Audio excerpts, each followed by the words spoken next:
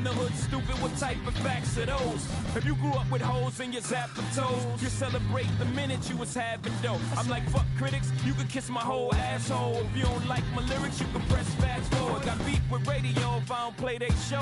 They don't play my hits, well, I don't give a shit. So, rap mags try and use my black ass so advertisers could give them more cash for ads, fuckers. I don't know what you take me as or understand the intelligence that Jay-Z has. I'm from rags, the richest niggas, I ain't dumb. I got 99 problems, but a bitch ain't one. Hit me. There must be some kind of way out of here. Hey, this is Redban coming to you live from the Ice House Comedy Club here in Pasadena, California, where once or twice a week we put on a live comedy show here. And in the other room, this room, we do a live podcast while it's going on.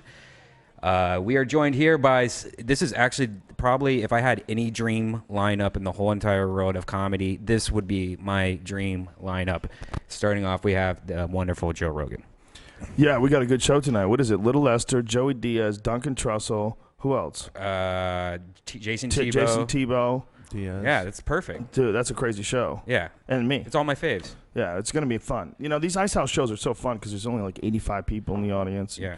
You know, it's a small, little, cool-ass room. And this place has just got the best vibe, man. Yeah, since they redid the room, it's great. Well, you know, this club is always, you know, it's been around for so long. It's always been like one of those staples of the Los Angeles comedy scene. But it's kind of been ignored because it's out in Pasadena instead of like in the heart of everything. Yeah. But I'm like, what the fuck difference does it make? You're in your car an extra 10 minutes or something like that? Who cares? Wait, Just you go. can have parking? In that 10 minutes, you were still finding a parking spot if you're at any other club. Or you're paying $20 to park. And it's a super cool place. Like, the vibe here is awesome. The people that come are awesome. We have fucking great shows here, man. It's fun.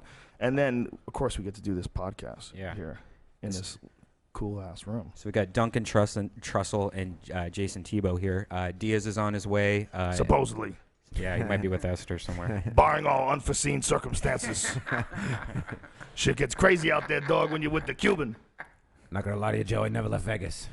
I said that to him. He fucking plays dumb. I don't even know what you're talking about.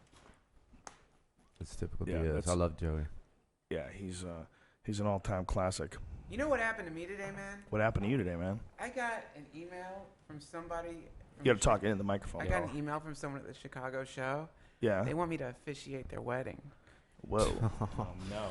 Yeah, that's a little too close. Don't do that. Yeah. You think I shouldn't do it? No. I would think so. No. I would think, unless it's a ton of money and you really need it. And you're sure they're cool. I am not sure they're cool.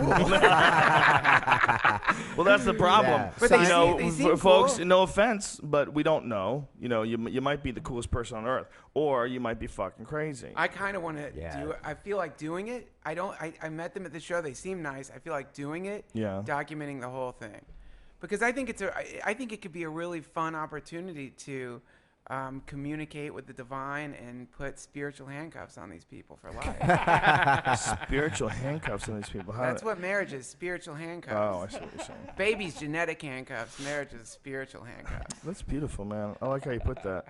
Handcuffs are great. It's reality changing. Either way, you're in shackles for eternity. Well, the spiritual handcuffs are really easy to break. Eternity, that's a joke. Right. It's not eternity. It's till you get to sit in front of a bunch of people who decide it's over. And then they split up your money. Yeah. I mean, come on, property man.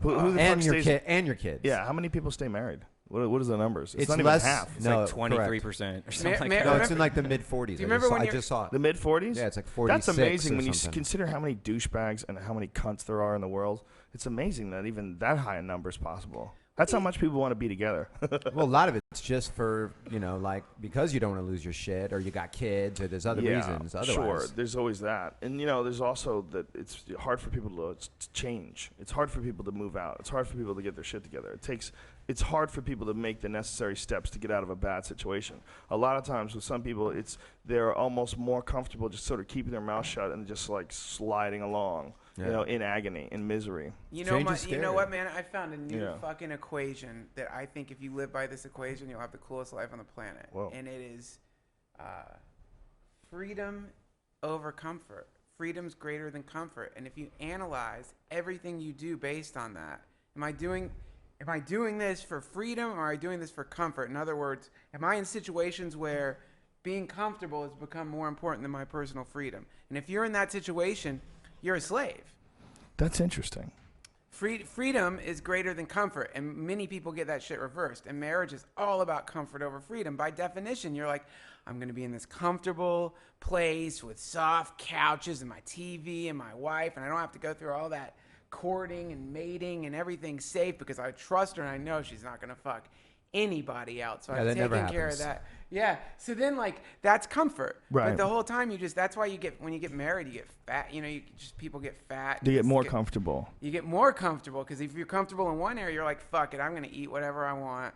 I'll just do whatever I want because you've prioritized comfort over freedom. And when you do that, it sends you down this shit spiral. I think some people genuinely like to be together, and they genuinely love to be married, and they love to be with that one person. So I don't think for everybody, I don't think it's a general rule of thumb that if you're in a marriage, you're trapped in hell. Yeah, I know people that are really happy. Me too. No, wait, know, no.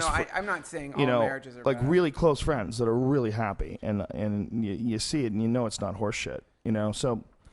I buy that and I don't buy that because comfort's fucking great too, man. Sometimes it's good to be able to chill. It's good to be relaxed. It's good to have enough money in the bank that you don't have to think about your bills. It's good to there's something to comfort as well. No, let me just be clear. I'm not saying comfort's bad. Yeah, but I'm saying I don't think you can make a general like rule to decide that way. I mean, I understand what you're saying in that take freedom over comfort.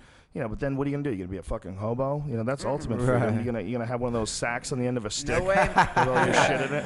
No way. If you're a hobo, you know what I mean? I don't look at that as freedom. I think if you're a hobo, that's another form. Usually, like if you really like. Well, first of all, I don't know if there's any more hobos. I hope so. Isn't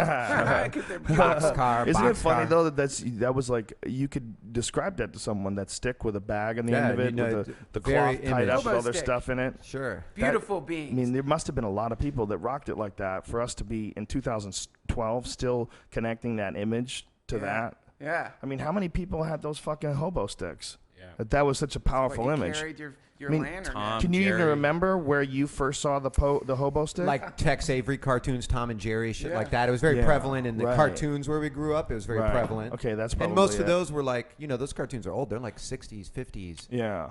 So and that's where that image comes to me from my head is watching that. I read a fascinating story about a hobo. A guy was a pool hustler, became a hobo at one point in time. And it's a fucking really incredible story. And one of the most incredible parts of it was them. He got to a town. There was nothing they could do. They had no money. They couldn't get any action. And he actually begged someone for food. And some guy came out with a bowl of hot sausage and meatballs and all this stuff. And he just was talking about how what an amazing gesture it was. That he was so humiliated. He was so at the bottom. He was actually begging for a man to bring him some food. And the guy came out with a delicious hot bowl of food. And the way he described it and the way he described that moment was that low of lows. Like literally you're starving and you're calling upon your fellow man. It's really fascinating thing because he was so honest about it. About the feeling. I think that's what all of us are totally terrified of. What year was that?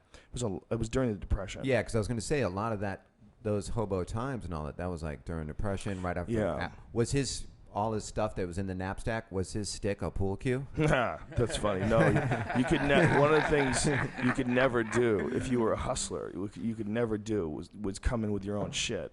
You can't come in with your own cue. If you really want to do it right, if you want to do it right, you got to play off the wall. The only time guys come in and hustle, really hustle, and they bring their own cue. I guess in this day and age, people just assume there's so many people with their own cues. It doesn't mean you can actually play, but it's not worth the risk. You're better off playing with a house cue. Like all the best hustlers, the guys who are pretending to play badly, those are the guys that made money. They might not necessarily be like a real champion player, but just good enough to beat the average person. That's what they usually were. And then there was guys that couldn't hide anymore. Those are players. Those are guys who couldn't hustle. Like a guy like Earl Strickland, he can't hustle anybody. He shows up at a pool hall, people just go, "Holy shit, that's Earl Strickland." Take pictures with him and shit. Yeah, exactly. Yeah. You can't hustle anybody. The jig is up once you're doing. He has to wear disguise and shit. But the beauty of watching guys get hustled is it's really your own ego that gets you trapped. The way a hustler gets you is he either beats you by like one game or makes it really close. Makes you feel like you have a chance. Or better, he loses to you a couple times and you get cocky. He loses to you a few things. He's actually giving you money. He's starting off by giving you money. And he's talking shit. And he gets you to up the bet. And then once you up the bet, then shit starts getting crazy. And then, you know, all of a sudden a $20 a set set of 9-ball with a stranger becomes a $1,000 race to 10. And now this guy's breaking and running out perfect and he can't miss a ball. And you're like, whoa, what just happened? What just happened is you got roped in. Your own ego had you convinced that you could beat this guy. He wasn't shit. He's some fucking loser. He's talking shit. I'm going to bury this guy, bro. This guy wants to gamble. I'm going to fucking gamble with him. And then I've seen it happen. I've seen guys do it. I've seen guys, they get crazy. They go, how much the fuck can you put up right now? And then the craziest thing about it is when the guys are running out on them, they can't say a word. They're just humbled and quiet. And then they just have to pay. They just have to pay and they go home a fucking loser. It's amazing to watch. Ugh. It's a dance of the mind. Big dance of the mind. Yeah, it's psychological warfare too. Yeah. It's like they Sure. It's like Well, that's how profiling. Yeah. You profile what guys you know you can rope in, and My friend Johnny, that's the only way he made money. That was it. That's what he did. He slept in a pool hall. He slept there. He would take like little fucking whore showers in the bathroom, you know, with like napkins and stuff. You know, Whores baths. he would do that like all the time. That was a normal thing. And he was a master at getting guys to believe that they were better than him because he was fat, he was sloppy looking, he looked like he should be a loser, he looked like he shouldn't be good at anything. And that's the other thing about fat people. Fat people are like hot chicks. You don't expect hot chicks to be smart. the expectations are low. Yeah, and you don't expect fat people to be good at anything. Right. You know, you see someone who's fat and you're like, look at that, Shazam, fucking service. What is that, fries? Fries, yeah, help yourself, man. Oh, thank you, sir. Yeah. Trying to be all healthy and You shit. see, I wanted to ask you, Joe. You see, Angelo Dundee died. I did. Yeah, I did sad, hear right? about that. Yeah. He was a famous old boxing trainer. Yeah, one of the best. Yeah, one of the best. Ali and Foreman and Sugar Ray Leonard. Sugar Ray Leonard. Yeah. That famous thing. How bad you want it, kid? Also, the Soul Train guy. Yeah, Yeah. Don Cornelius iced Fucking himself. dead. Yeah, dude, old age sucks a bag of fucking cocks. It just does. Oh my God. It's got to be terrible, man. Oh. Your body starts giving out, you know? When I was a kid, and my parents had gotten divorced, I'd stay with my dad at these apartments called the Tropicana. And I remember like the first moment I realized like life goes into bad, dark places sometimes for people.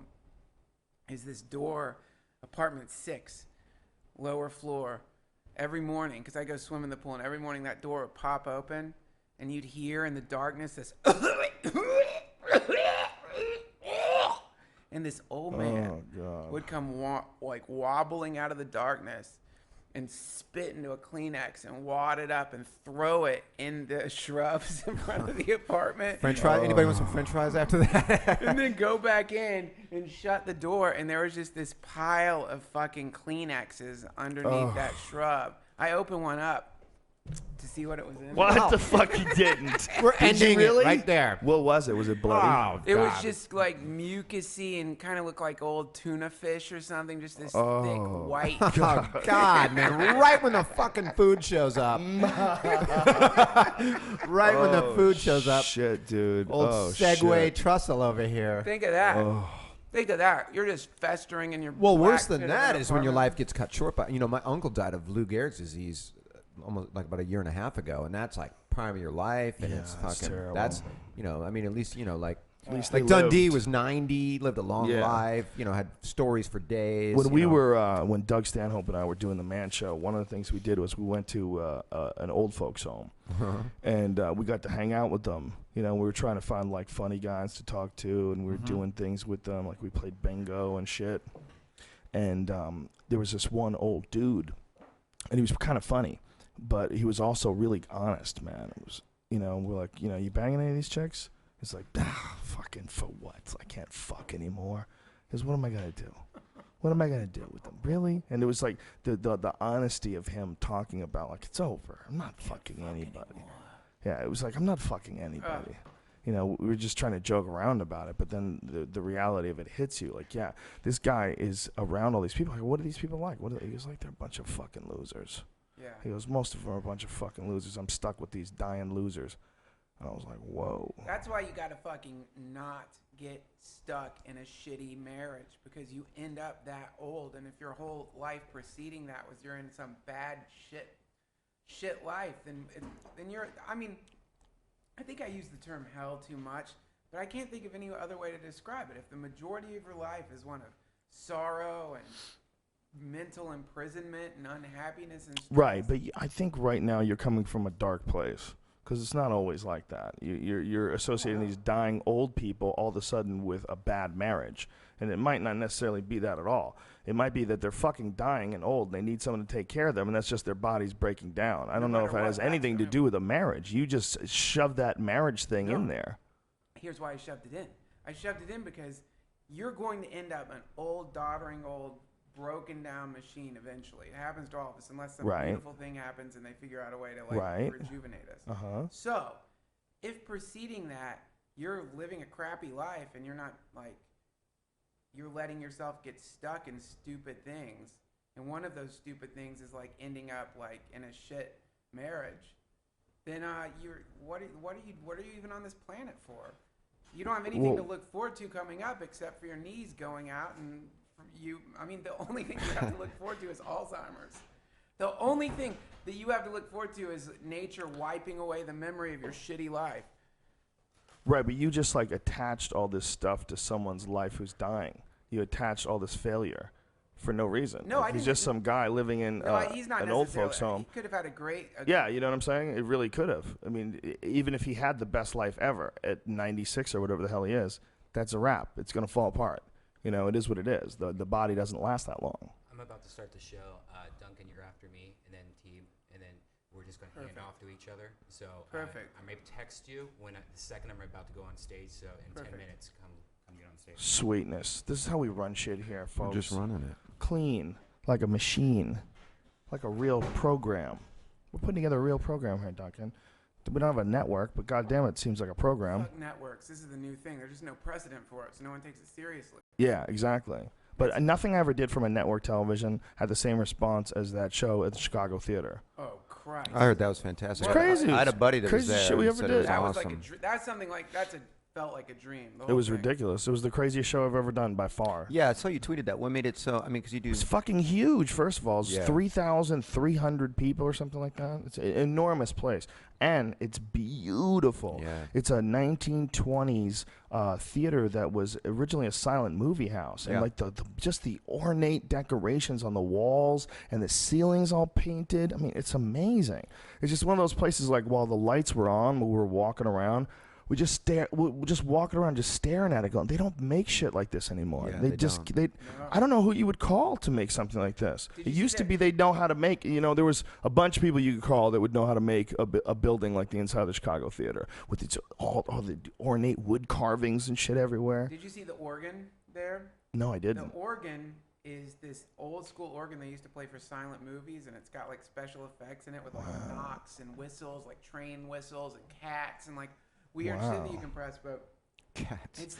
It's this insane looking organ. Looks like inside a UFO. Just zillions of keys and weird knobs that you pull out with all the. It's like a pipe organ, right? It's a pipe organ with special effects, but they're so complicated to play. The guy said that only a few people in the country knew how to play them. What's really intense is, so when you're playing it, you're having to calculate what's happening in the movie, but you're always, because it takes a certain amount of time for the keys to reach the sound, there's a 15-second delay. Wow. Oh. So when you're playing, you're having to play for shit that hasn't happened yet. Whoa. So you're having to think ahead at what's coming. 15 seconds? That's what the guy said. That's incredible. Delay, Yeah, that's crazy. Stop and think about that. Does that even make sense? 15 seconds is ready, go. Not yet. Not yet.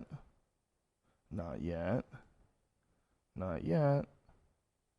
Right about there. Yeah, that was uncomfortable. Come on, man. That's ridiculous. Crazy. How the hell would you do that? Yeah, that's weird.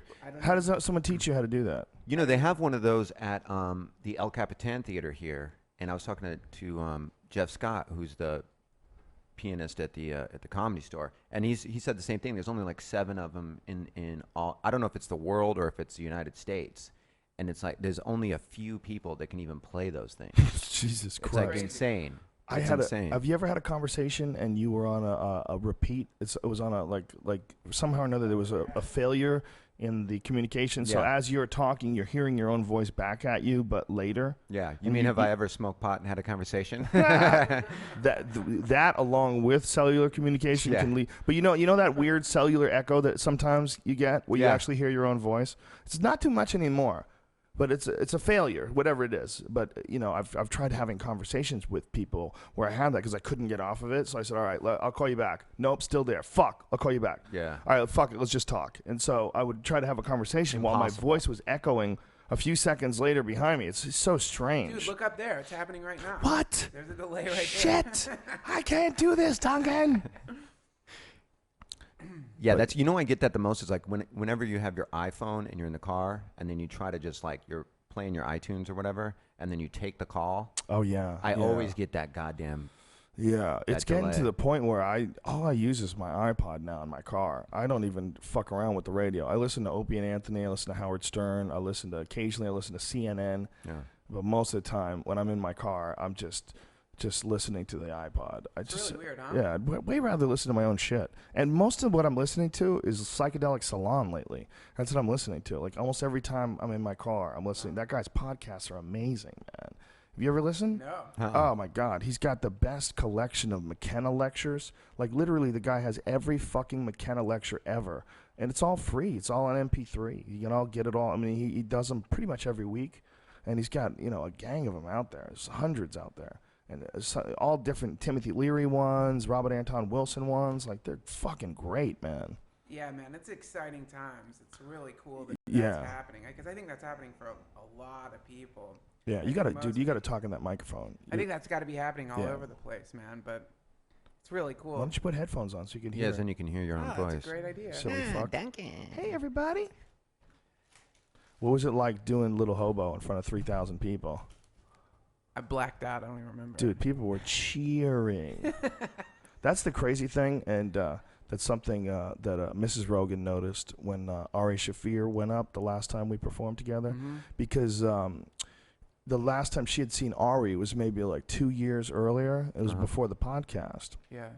Ari goes on stage on New Year's Eve, and they went fucking nuts, dude. They went nuts.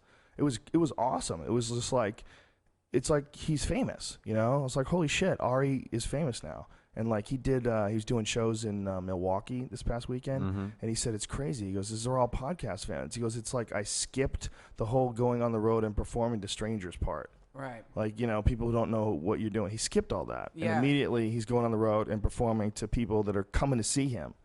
It's fucking awesome, it's man. and it's hard to get used to, too. Like, Triplet and I did La Jolla a weekend there, and they were like, you're probably not going to sell out, but you'll probably have good numbers. And we sold out every show, and every single show, 20, 30 people were like, we're huge fans of the podcast. We heard about this show because of your podcast. And, Yeah. It's they crazy. hang out and want to talk to you. It takes a while to get used to. It's almost creepy. Like for you, because you went ground floor. Like you went old school, like on TV, work the road. And for us, like all of a sudden people know us without, going dirty, dingy road shit. So it's And really I'm weird. not used. I find myself again and again doing that thing where someone's like, Duncan, what's up? And I'm like, hey, how's it going? And You then think you know them. Try to figure out how I Right. know them. Right. You just don't assume, Well, that's good, though, that they could just say what's up to you like that. They feel so comfortable with you. They just say, hey.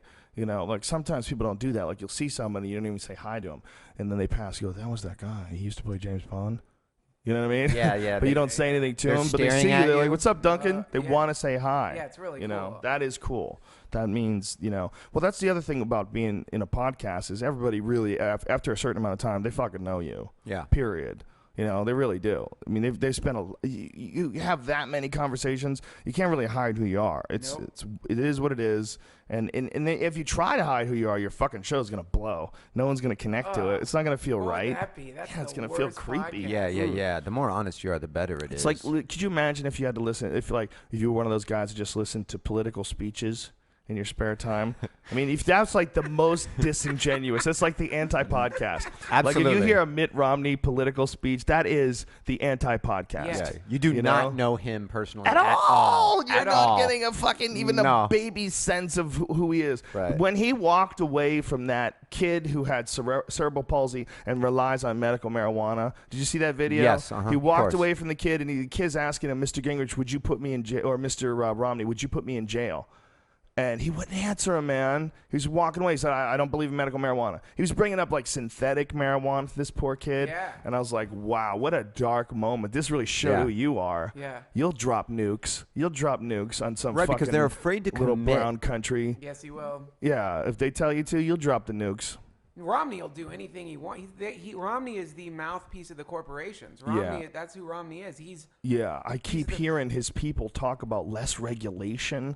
You know, we need to deregulate and deregulate. They got us convinced that we need to become like the worst areas in China in order to be successful. That's what we have to do. We have to let the government poison the well. We have to. If they don't poison the well, if the corporations don't poison the well, we won't have jobs. Okay? Poisoning the well. We're just gonna accidentally poison the You call well. it poisoning the well. I call it giving men in the United States and women the work that they deserve and need. The jobs that they deserve. What are you worried about? Are you worried about a pine cone, Joe? Are you trying to protect the pine cones? I'm protecting. Are you here for the spotted owl or your fellow man? That's it. Right. Yeah, you're gonna save a spotted owl or John from Maine. Isn't that Street funny who though runs a that that's the diner. message? Is they're trying to get it into people's head that deregulation is going to save everything. Like, I mean, that's wow. what Ron Paul wants to do, right? He wants to get rid of all of it altogether, all of it. So there's no. Well, he wants to get rid of as much government as possible. But what does that mean when someone says That's deregulation? deregulation, But the words deregulation to me, it means less stringent. Biological standards, less stringent standards for pollution, for economic situations. It means you can dump your oil in wherever you want. Well, you can make money, and you could fuck things over, and you won't be as responsible. You can get away with using certain chemicals that shouldn't really be used in certain areas because it's bad for wildlife. And if all those things can make you more profitable, that's deregulation, right? I mean, if someone allows someone to start doing shit that we've been trying to keep people. I mean, every time there's some sort of an oil spill, like I remember really recently there was an oil spill in Montana, and it was in a beautiful river, and it was horrible, man. I mean, that area. If you've ever been to Montana, and I went once, I believe, as a little kid, but I watched a lot of when I was a little kid, I went to a bunch of states with my parents. We traveled to a lot of different places, but I don't really remember them that much. But when you watch like videos and shit from Montana, like so much of it is so pure. Yeah. It's amazing, man. The rivers and the fucking bears going after salmon and shit. Yeah. And you're watching it and you're like, wow, that is fucking pure. You're almost like it still exists. Yeah, I didn't think this still existed. Montana. Yeah. And my friend Steve used to live in Montana, and he would talk about it with like reverence, how amazing it was. He goes, we lived in a place where, if something broke down, the neighborhood got together and they figured out how to fix things. Everybody like would help people out after a blizzard. They would help plow people. They would help shovel people out of their houses and shit. They'd check on people. They like look after each other. I'm like, wow, in America, like there's like still spots like that, like Montana. So when we hear about like an oil spill in a river like that, it's really disconcerting, because then you start thinking, well, someone is profiting off ruining one of the last special things that we have here. And once you ruin something like once you pollute a river like that with oil, Jesus Christ, how long does it take to clean that? Yeah, I mean, does it ever get clean? And where rivers get dangerous. Is it, in our lifetimes, will that spot ever be any good? Or is that spot fucked up for our lifetime? It's probably fucked up for a long time. Well, and it's fucked up like because rivers are fast moving. It probably like an oil spill in like a lake or something, like a non-moving body of water, stagnant water. It's easy to contain it with a river, man. That could fuck things up 100 miles down the way. You know what I mean? Yeah, and it was like high volume too. It was a lot of oil that was pouring out into it. It's so terrifying. Yeah, if it's a little amount, they don't even report it. I think I read something. I don't have a computer in front of me, but I'm pretty sure I read something about them having. What are you smoking cigarettes over there, you dirty fuck? Yeah. Come on, man. That's so gross. Put that shit out, please. Oh, man. There's not even windows in here, man. Why do you guys think it's cool to smoke around other people? It's such a foul habit. Stinky fucking non-getting high smoke. And you make everybody else suck it in for your own greediness. Guys, let's change the subject. I gotta go on stage. Did he text you? Yeah, I gotta go. He just went on stage? Yeah, he went on. Now I've gotta go up. How long is he doing? I don't know. He's starting it right now? Like 7 minutes ago. He texted me a while ago. Oh, okay. Okay. Get Duncan up there, Trussell, dirty everybody. bitch. Duncan Trussell, dirty bitch. I think it's safe to Have a say good that set, buddy. there's going to be no Joey Diaz. Do you think? Yeah. What did he say when he... Real. I'm on the west side, dog. I'll be over there when I can. Is that what he said when you talked to him? That's the wrong door, son. That's the closet you're walking into. He did Duncan the same Trussell. thing. He did the same thing on the way in. Trying to get back in the closet. He walked into the kitchen or that little side room over there instead of walking into here. He's a silly goose, that Duncan Trussell. He's aloof. I love him. Chicken wing eating motherfucker. He's one of those guys that just like things happen to him. You know what I mean? Like he always has adventures, just stumbles into things. Yeah. I've always loved Duncan Trussell. Always loved the kid. Yeah, he's a total original. Such a rare guy. I want to ask you something, Joe, about the because I watched the Fox fights. Yeah. And it seemed like the first one, right? There was all this like hoopla, I guess you would say, about like, oh, it was a 90-second fight, and it was such a quick knockout, and there's all this like 64-second knockout, and there was all this like, is this a viable thing for like network television? The second one, just the opposite.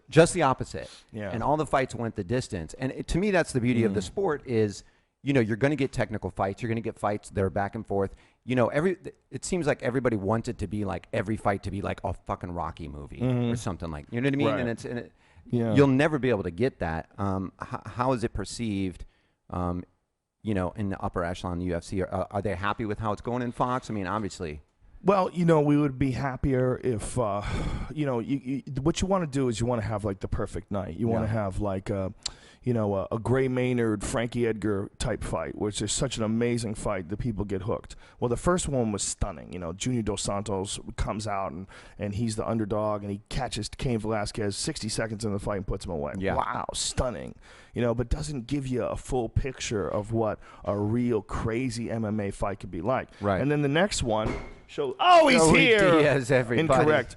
And the next one, which you had, was like 3 really technical fights. One of them, you know, Damian Maia and Chris Weidman, where, you know, both guys were really exhausted. Yeah. Very physical Very fight. gassed. And then the second one where, you know, Bisping, big underdog, and puts on a very close fight. You know, a lot of, you know, there's like a lot of debate on the internet. People are like 50-50 whether Bisping should have won or whether Chael Sonnen should have won. Like even Dana White said that he gave Bisping the first 2 rounds.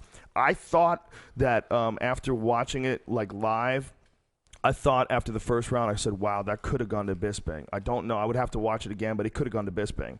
And so he definitely won the second round. And I was thinking, man, this could be crazy. Chael Sonnen might have to submit him to win this. That's what I was and thinking. even though I said may have to submit him, and it wasn't my actual solid judgment, I was just putting it out there. That's why I said may. I know I'm putting it out there to build suspense. Like this might be a situation where not knowing what the judges' scorecards are, you know, if the judges agreed with Dana White, he would have lost that fight. So that was a real fascinating situation where you have a guy who's like the heavy favorite who everybody wants to see have a rematch with Anderson Silva, and then all of a sudden this guy, this underdog, the Michael Bisping, puts on a really good performance. When I watched it though, the second time I watched it, I gave Chael Sonnen in the first round. The first time I wasn't sure, so I needed to watch it again. And when I watched it again, I think the takedowns were enough, and he scored pretty good on the ground with a couple of good shots. Even though Bisping got back up to his feet after those takedowns, Chael Sonnen caught him enough times in the face, having him down, that I felt like he should have gotten the advantage in that round. Yeah. That was my, as objective as I can be. Sure. I try to be as objective as I can be. Yeah. That was my assessment watching it a second time. So if I had to judge it a second time, I would have given the decision to Sonnen, because Sonnen definitely won the third round big, and then the second round, it was closer, but Bisping won the second round. I think Bisping scored better shots in the second round. I thought that was pretty clear. Yeah. But that could be debatable. I mean, a lot of people said that it was that they didn't like that one person scored it all 3 rounds to Sonnen. That surprised me. It's surprising, but they could have been all 3 super razor close rounds, which I think they were. Felt that Sonnen won all 3 of them. It's reasonable, you know. And Bisping felt like he won, but what he definitely did is open up a lot of people's eyes. I've been saying for a while that dude is the most underrated guy at 185 pounds. Yeah, we both said it. Yeah. Ever since he moved here and he brought his family. Yes. Yeah. His wife and his kids. I had a conversation with him, and I could genuinely see in his eyes that wears on you. Okay, Yeah. you know what? You beat me. I got to lift weights. But to do all this without your family. Yeah. Now he even told me, no fighter would say to you, I'm in Orange County, and I got my family with me. And now I know at the end of the night I got something to look forward to.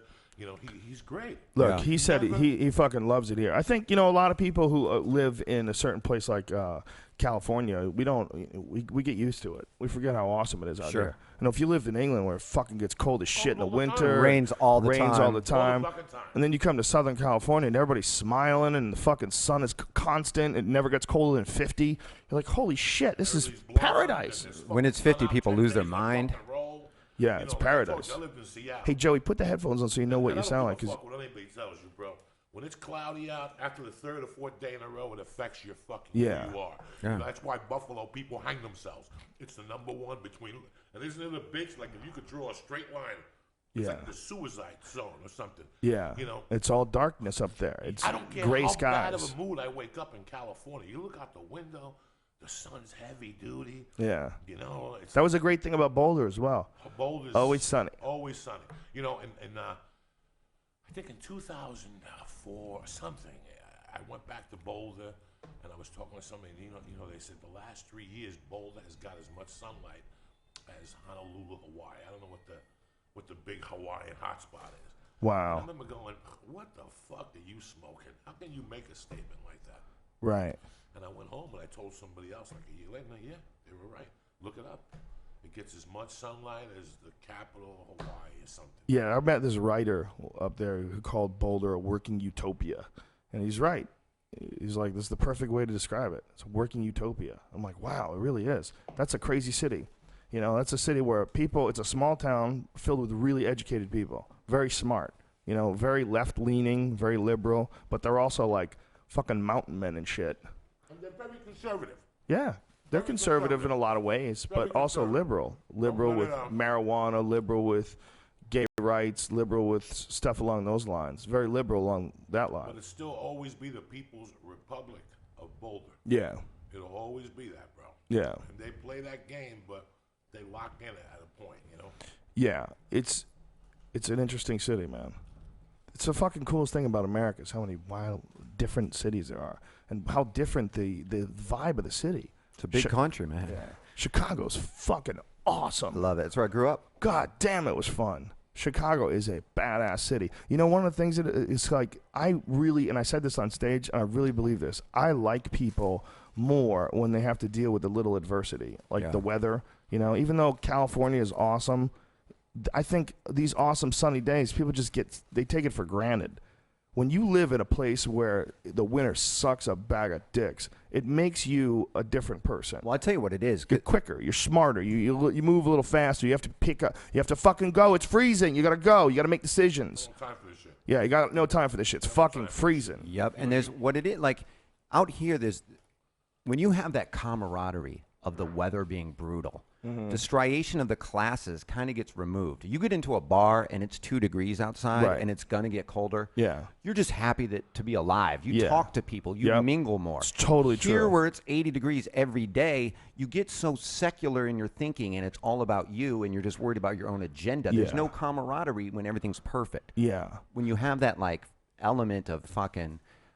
Dude, my shitty car weather. broke down once when I was 19 years old, 18, 19, somewhere along those lines. I was going to visit my girlfriend who lived in western Massachusetts, and it's a long drive, and it was in the snow. But, back then, when you knew you could get laid, snow, I didn't give a fuck. I wasn't scared. I wasn't scared of snow, but my car broke down. The fuel line broke on the fucking highway, just died, and I was stuck, and it was snowing, man, and people helped me. People helped me get my car over. They helped me push it over to a toll booth. It was close to a toll booth, luckily. And then these people at the toll booth, they had an issue with their car as well. And someone was coming to pick them up. And they're like, can we give you a ride? Yeah. They're like, they didn't even know me, man. They were like these normal white people in western Massachusetts. They picked me up and they took me in their car. And they brought me to their house. And then my girlfriend's mom came and picked me up at these strangers' house that were so nice to me. It was very humbling, man. You going on stage, dude? No, Switching up for nothing bothers me more. I don't know. I get really offended when people put down America in a fucked up way. And there's Put a lot down of America? meatheads in a lot of way, and there's a lot of meatheads everywhere. But let me tell you something. I was driving one time on my first weekend ever on the road, I featured in Detroit for $450. And I still remember the name of the headline I opened for, Chris Penny.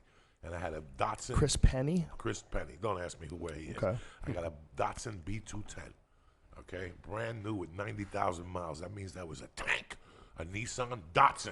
Nissan makes B210. serious cars. Datsun, before fucking Nissan. When That thing's probably still running. Still running. You had to shoot him with a fucking bazooka. Okay? So I'm driving back from Detroit through Ogallala, Nebraska, and I hear boop, Joe Rogan, boop, and all of a sudden I pull over and I got a flat. No big, I go in the back, I got a spare, plus I got a can. You know what I'm saying? Right. Just in case. I put that fucking tire on, 10 miles, boop, again. What the fuck? So now I'm like, I pull over. First person, the hottest chick in Ogallala, Nebraska, pulls over and says, do you need a ride? I go, yes, something's wrong with my car. Get in. I get in the fucking car. She's got armpit hair.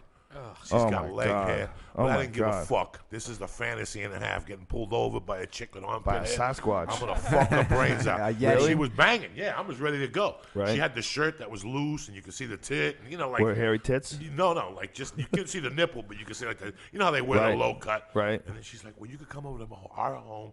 We're going to have a Bible study at 7. And I'm like, Strike that went one. done. Ooh. No, it was done. Done. There's no strike one because I think her car was overheating, and she's like, pray that the car gets healed. Oh, or something. no. Oh, yeah, it was one of those. So I went from my Xavier Hollanday fucking minute to fucking I ain't banging this Christian. Oh, my God. And, That's the hilarious. frame broke. The frame in your car? Yeah, so I got it towed to Ogallala, Nebraska. So how did it give you a flat? Because it kept rubbing on the tire. Oh, my God. So the whole frame would just pop, and the tire would blow my up. Oh my God. God! You know, this could Holy only happen. shit. And I had $400 and maybe $20, and it would cost $375 to fix the car. Why did Datsun become Nissan? What happened there? They Americanized. Some Is that what it American is? people came in with an envelope and said, That must have been confusing for a while. Yeah. Yeah, Datsun, right. It Nissan. weren't they two companies that merged? Weren't they? Were they? Two? I think they were both Japanese companies. One bought the other. Oh. They make some fucking badass cars. They have this new car now, the Nissan GTR. Have you ever seen that thing? Yeah. Fuck, man. I was watching some videos on YouTube. The 2013 one's even crazier. It's like 500 plus horsepower, 4-wheel drive, crazy Japanese supercomputer car. They don't fuck around with cars. God damn, this car goes 0 to 60 is like 3 seconds. Oh. It's insane. Nissan don't fuck around. Dude, They this never this is like compared to like a lot of cars, like it's not like so reasonably priced. It's like You have to. less than half of like a Porsche 911 Turbo, and it's faster than it around racetracks. You know, it's amazing. You ever look up how big Hyundai is? Huge. Hyundai. Hyundai's making jamming cars. Have you But- seen that but the that beauty- luxury car they have No, now? I'm sorry, it's Mitsubishi. Mitsubishi, their parts are in every car. Really? And the reason why, like, old timers hate Mitsubishis are because they're the ones that made the plane that drove the Americans crazy in World War II, the Meg. So if you try to sell a Mitsubishi to an old time, he's like, "Fuck you." But what they Really? do, yeah, look it up, Brian. Well, so what the Japanese had one badass Megs or fighter something. Yeah, plane. the Mitsubishi made them. Wow. And if you really look at it, Mitsubishi is in every car. Like when No shit. Nissan buys the transmission from Mitsubishi. Really? Toyota buys the whatever from Mitsubishi. Chrysler was in business with Mitsubishi for a long time. Really? So Mitsubishi's in everything. Hyundai, bomb.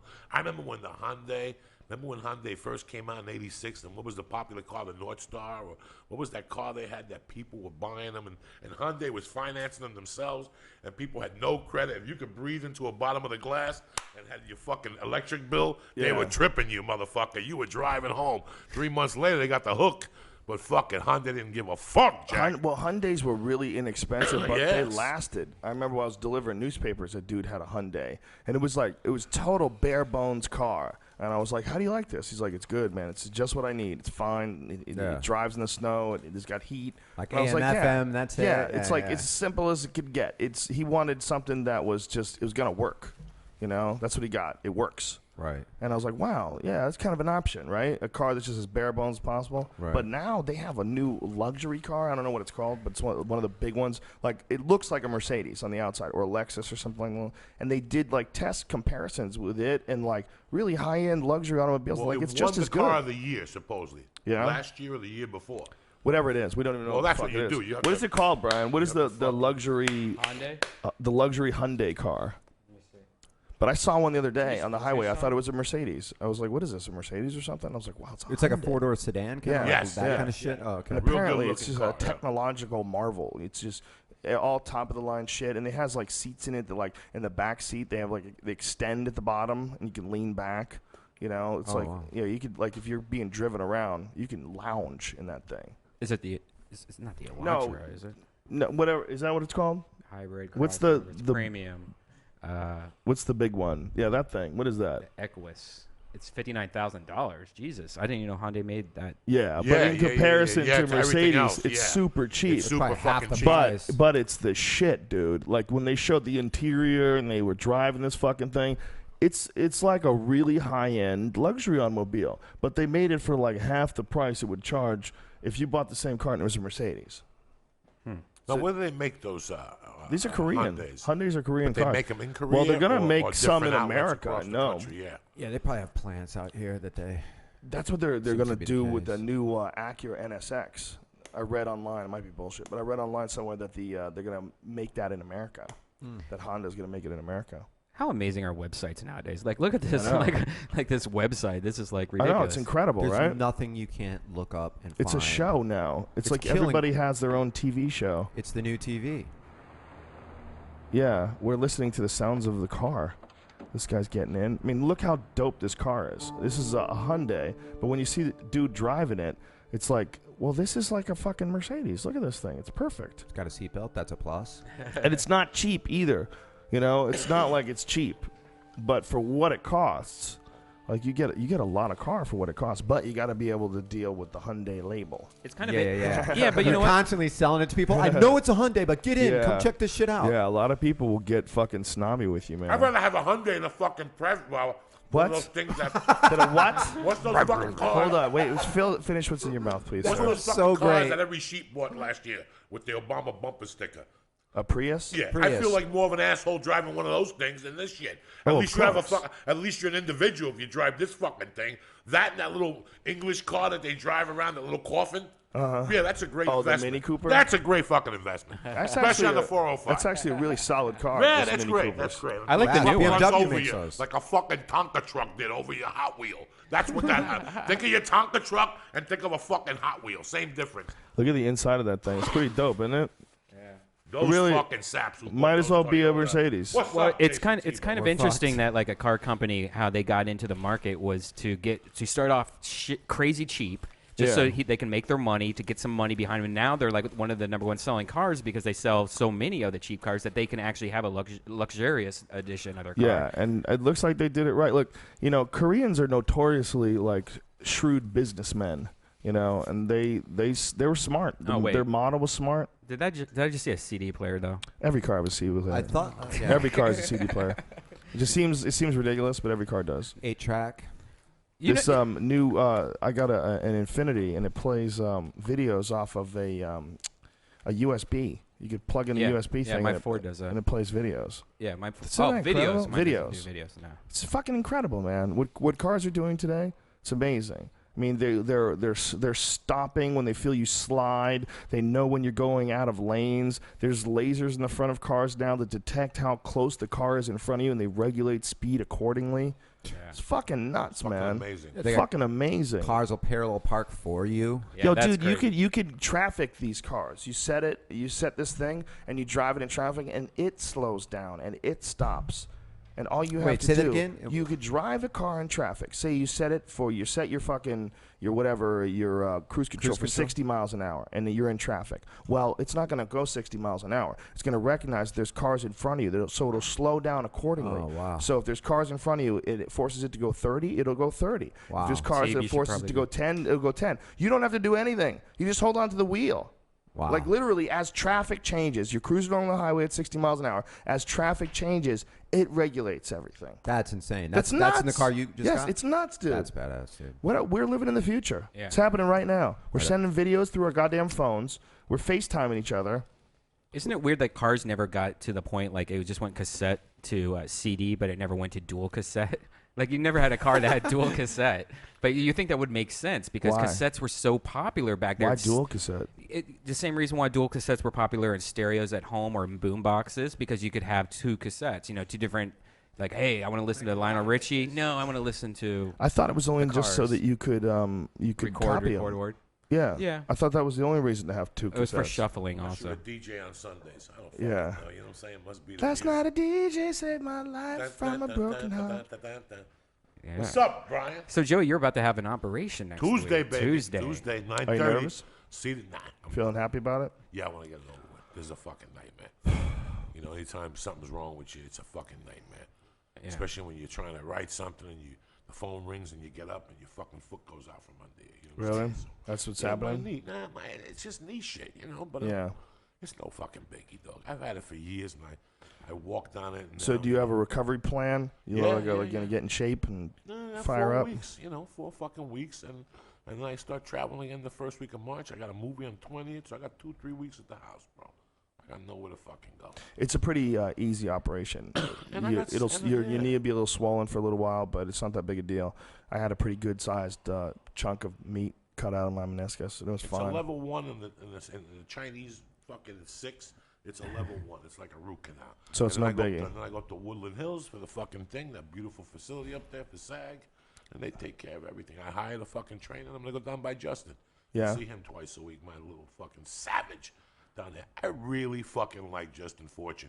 Ever since I met Justin Fortune, I feel like He's if I a hit- boxing coach in Hollywood. He's a good fucking dude, is Is what he? he is. I know that if I hit somebody with a chair, I could call him up at 4 in the morning, and he will show up with 2 more fucking chairs to hit the motherfucker with. He's such a good guy. Like, I didn't go down there because I don't go to Hollywood no more. Right. And when I go in there, I got to park and then go in and I see all these people and you got to talk to them. And a lot of times when I go to Hollywood, I just want to get the fuck out of there. You know what I'm saying? Like, you just want to get the fuck out of Hollywood. And he's not, if I go to Hollywood, it's at night to do a spot. The gym's not open at night. Right. So I don't see him. So the last 3 or 4 weeks I've been seeing him. I'm going to tell you what, it's made me a happier person. I like that Australian that much. He's that knowledgeable. And I like to talk to people that there is no fluff in his conversation. Like the shit he says Right. to people, and he don't give a fuck. Well, boxing coaches notoriously have to be that way. He don't give a fuck. You have to be that way. If you're coaching boxing, that's literally a requirement. You have to not be able to bullshit with people. I really, really enjoy talking to him. I mean, it's just, if anybody has a chance to go to that gym, I know I used to see Ryan Parsons there. I've seen Fabricio Verdum there. I've seen... Yeah, the didn't Mayhem work with him a bunch? Yes, I also seen the famous Frank Stallone there. They used to have one of those oxygen chambers there where it was like you'd Yes, be in a box yes. and it'd be like working out at Right, altitude. in altitude. But it turns out that that's not really the best way to do it. Like a short-term exercise. I mean, it makes it difficult, but that's really not what you want to do. Listen, man. It's like a lot of theoretical There's shit. nothing like fucking being in Colorado. If you Yeah, ever be in being Colorado, actually in there, go but to you gotta Colorado, go live run. there. All right? Yeah. Don't bother me with that shit. Go Yeah. up there and run for 6 Albuquerque as fucking well. weeks. Albuquerque's at altitude. That place is like 5,000 feet above sea level as well, isn't Right, it? but they'll stab you in 6,000 feet of sea level up there. And that'll be cracky. So mind your fucking business. Just go to Denver, right? You're going to go to Abercrombie. I went to Abercrombie one fucking time. I looked, and I went right back in my fucking car and went back to fucking White Peopleville in Santa Fe. Really? I'm a Santa Fe type of motherfucker. You know what I'm saying? Santa Fe's good. You like Santa Fe? Oh, Is it great? yeah. It's Really? Great, city. Great. Santa Fe and Las Cruces, New Mexico. You got to stop just to get the Mexican food Really? because it's a different patois. Everything's green How chili. big is New Mexico? Is that a big state? You know, I don't know the exact population, nothing like that. I know that Albuquerque, I'm not scared of shit.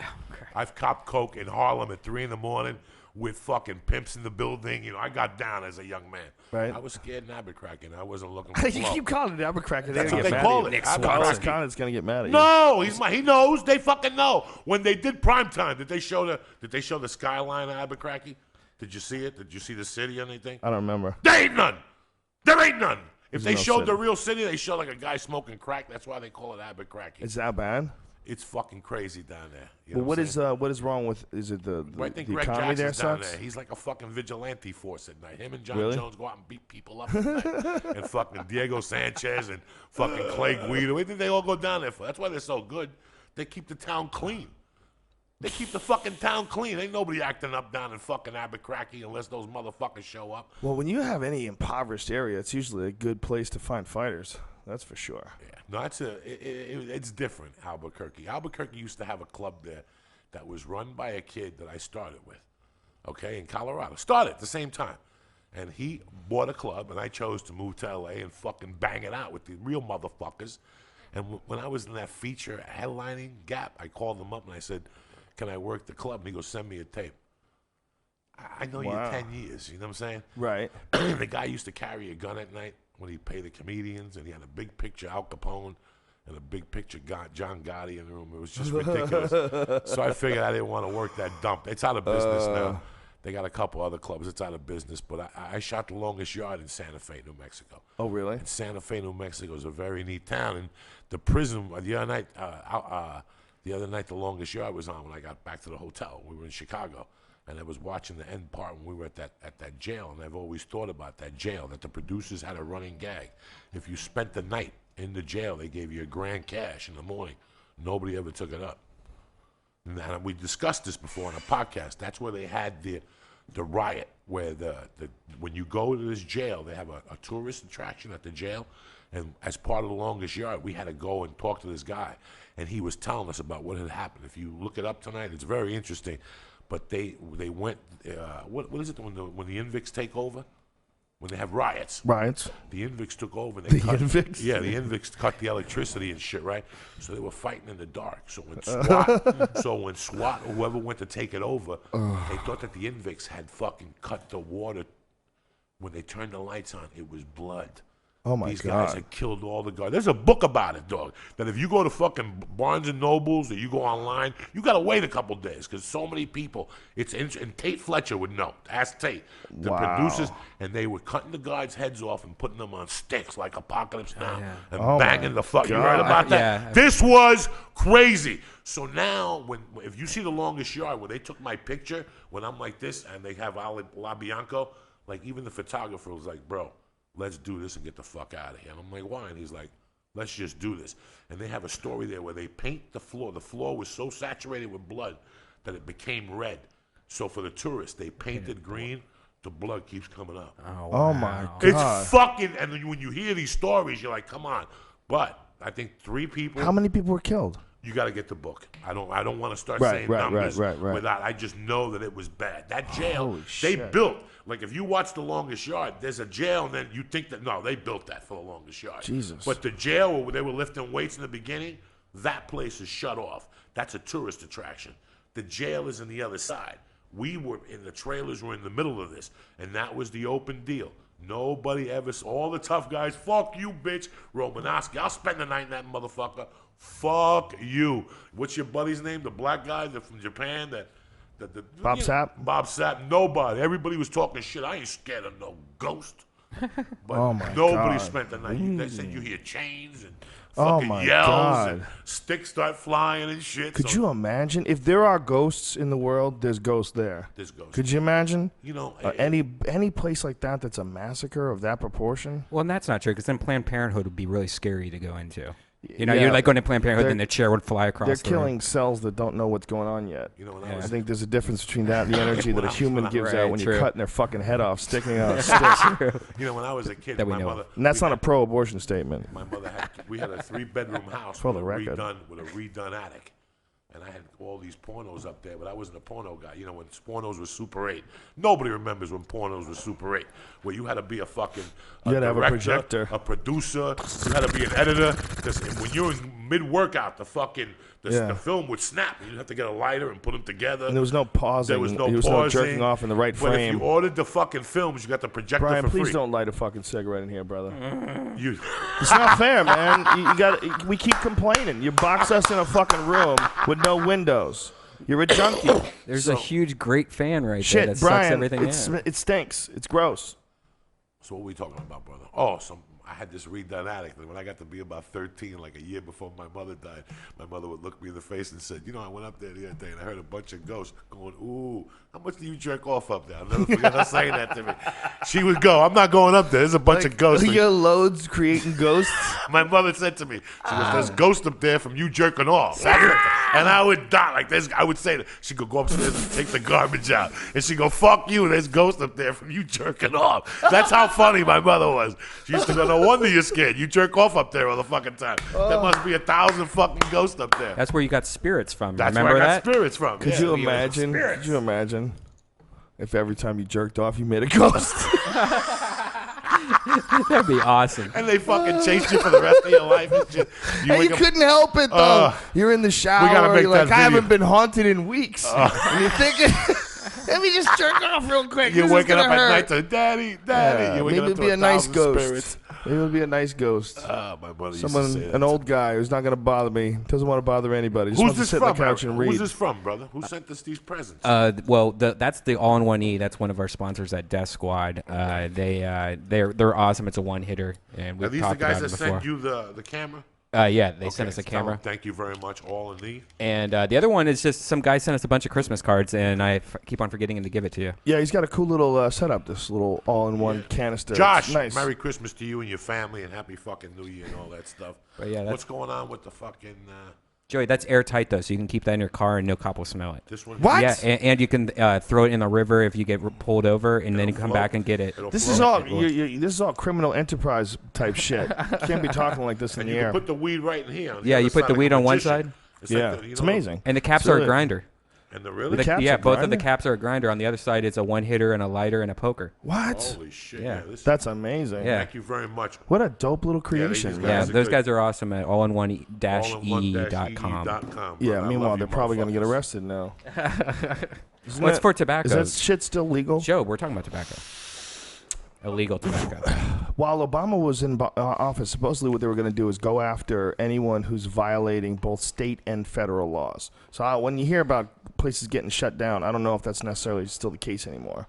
I think some dudes got shut down that were even violating the correct laws. You think? Yeah, I don't think that it's like, I don't think it's been observed the way it was represented, that they were going to leave people alone and let them do whatever the fuck they wanted to do, as long as they weren't getting crazy and violating the state laws as well. You know, because some people, when you have something where you can make a lot of money off of something like pot, you're gonna get a few gangsters get into it. You know, Yeah. I used to go to a place that was run by some porn dudes, and they were kind of weird, man. They were shifty. You know, they're nice guys, but like there was always someone weird around that you're like, who's that guy? That guy's fucking weird. You know what I mean? Like, you remember when, I don't know if you remember this, but Eddie got involved in something, and he knew it was like a neighbor or something like that, had some porn business, and yeah, and they got robbed at gunpoint, and all their shit got taken, all their equipment, all their tapes, everything. And it was really kind of a fucked up situation. But I remember that story thinking, like, man, when you're hanging around with a lot of porn people, like, anything can happen. Yeah. You know, you never know. You know, porn dudes, some really cool ones. I met some awesome ones. Stephen St. Croix, he's a great guy. Ron Jeremy, a lovely man. Yeah. But there's always some weird ones, man. There's some weird dudes. Strippers have it too. Yeah. I dated a stripper for 4 years. If anything went wrong, it would go wrong. If it could, it would. If it could, it would. Yep. She had this weird energy around her. If it could, it would. Spirits. And something always went fucking Spirits. bad. Spirits and shit, dog. What's happening, Joe Rogan? Nothing, brother. What's Getting up? ready for Carlos Conduit, for Bisho for Doom, fucking Mike Pierce Roy and Big Country Kacek, Nelson. fucking Scott Jorgensen, and fucking Banal. I'm fucking ready to rock. Did you guys? Adam Barrows, Did you guys beast. hear that somebody got convicted for stealing virtual items inside of a video game? Like, he got Oh convicted. my A 13-year-old kid got Wait convicted. a minute. Convicted in a court? Yep. It was the Dutch Supreme Court, and it was because Dutch Holland in Holland? Yeah. And the reason was because that the kid worked for it like a regular job, meaning he put his hours in to get a certain item inside of a video game. So that is even in a virtual world, because there's man hours behind it, I guess. So did this kid steal it? Did he hack into a computer, or did he just steal Well, it? no, the actual thing that was kind of interesting about this, because he did physically. He told the guy, like, he had a kid came with a knife. It's like, you're giving me this helmet inside of a video game now. And so the kid was like, okay, and gave it to him. But he wasn't convicted. I'm sure he was convicted of that too. But he was more convicted of stealing a virtual item, which was. So, but that is a virtual item, right? Him Yeah. saying that I need your helmet and he pulling a knife on him. Yeah, that's like, hey, give me your ones and Whoa. zeros. It's Jesus kind of weird that you can do that, but that's It's a real I agree thing. with it. I agree with that though. Well, now I do. I thought it was something that was going on inside a video game. Right. Like he violated the laws of the video game or something. But when you pull a knife on someone and say, "Give me your golden helmet," Yeah. That's interesting though. Like people are robbing people of things that don't even exist. That's incredible. It's amazing. Yeah. It's a sign of things to come, right? Yeah. It's only gonna go crazier and crazier from here. You know what? You robbing a video game, you should get shot the fuck in the head anyway. You know Video games are exciting. You fucking mook. You're lucky you never got involved in video games, Joey, because they're you imagine- very, very exciting. I would love to see Joey play I get video involved games. in nothing. I get involved in reality, dog. I ain't got I time know, for that I know shit. you ain't got time, but if you were a young kid and someone turned you on to Quake, you would have fucking loved it. It's fun. When I was it's just 14, straight listen, fun. bro. When I was 14, I was playing Quake for real. When I was 15, I was playing Quake for real. I was trying to get a hamburger at night. Why would I want to play a fucking game? Why would you want to play a game? What would I want to fucking play a game for? Well, okay. When I was 16, I wasn't playing fucking Not games. discounting your rough childhood. I wasn't playing fucking games. it's- But even when I was okay. 13, before my mother died, I didn't have time for fucking games. I understand. You but follow me? if you did have time for games, it's a fun one. Fucking games. Get the fuck Everybody's so out of funny as if games are like bad. They are. Bad, After bad. a certain age, they are. Cartoons, all that shit. That's why these kids are walking around weaker than fuck now, dog. bad to be enjoying yourself. You know, it's not bad. There's different Joey, types you of love enjoying. cartoons. I love cartoons, You but love not Family after Guy. you're fucking 8 or 9. You love Family Guy. That's what's making these kids weak. That's why you see these kids walking around like fucking momos and shit. Is that what it is? That's what it fucking is, guy. Too much, too much of that shit. Too much. You know. Yeah. I'm saying, what the fuck is wrong with these people? Video know, games are fun as fuck. I liked Monopoly for a couple weeks. How about? But you're pretty good at pool. You play pool well. At my mother's bar until Is that what it is? until my mother took the pool table because I would throw the balls at people when I lose. I don't know how to fucking lose as a kid. I threw the Yeah. fucking stick at you. I got addicted like bad. People get mad at people. I've seen fights break out when I guys was beat bad. people. And then, like I would go to the bathroom and I come back and somebody would play pool and I fucking like run the balls on them. What are you gonna do? I'm 9. What are you Right. gonna do if I take the ball from you when I'm 9? It's my mother's ball. You're not supposed to. It just got too. It made me too crazy. Yeah. I was too. At that age, I didn't know how to be competitive without wiffle Right. ball. You know, Right. the whole fucking thing. I didn't know. Yeah, it's a thing that kids have to learn, and being competitive without being obnoxious and without being aggressive towards each And how other. to back and- off. Yeah, I've always how to backed lose. You got to off learn how to lose. because I couldn't handle it. I was too competitive Yeah. and all that shit. You know, I could never do a pull up when I was a kid. It killed me. Really? Like all my life, I couldn't do a pull up till a couple fucking years ago. It killed me. I used to do bento. I used to do behind the necks with 185, 5 sets of 6, and I could not do a fucking pullover. That's how sad that was. How come?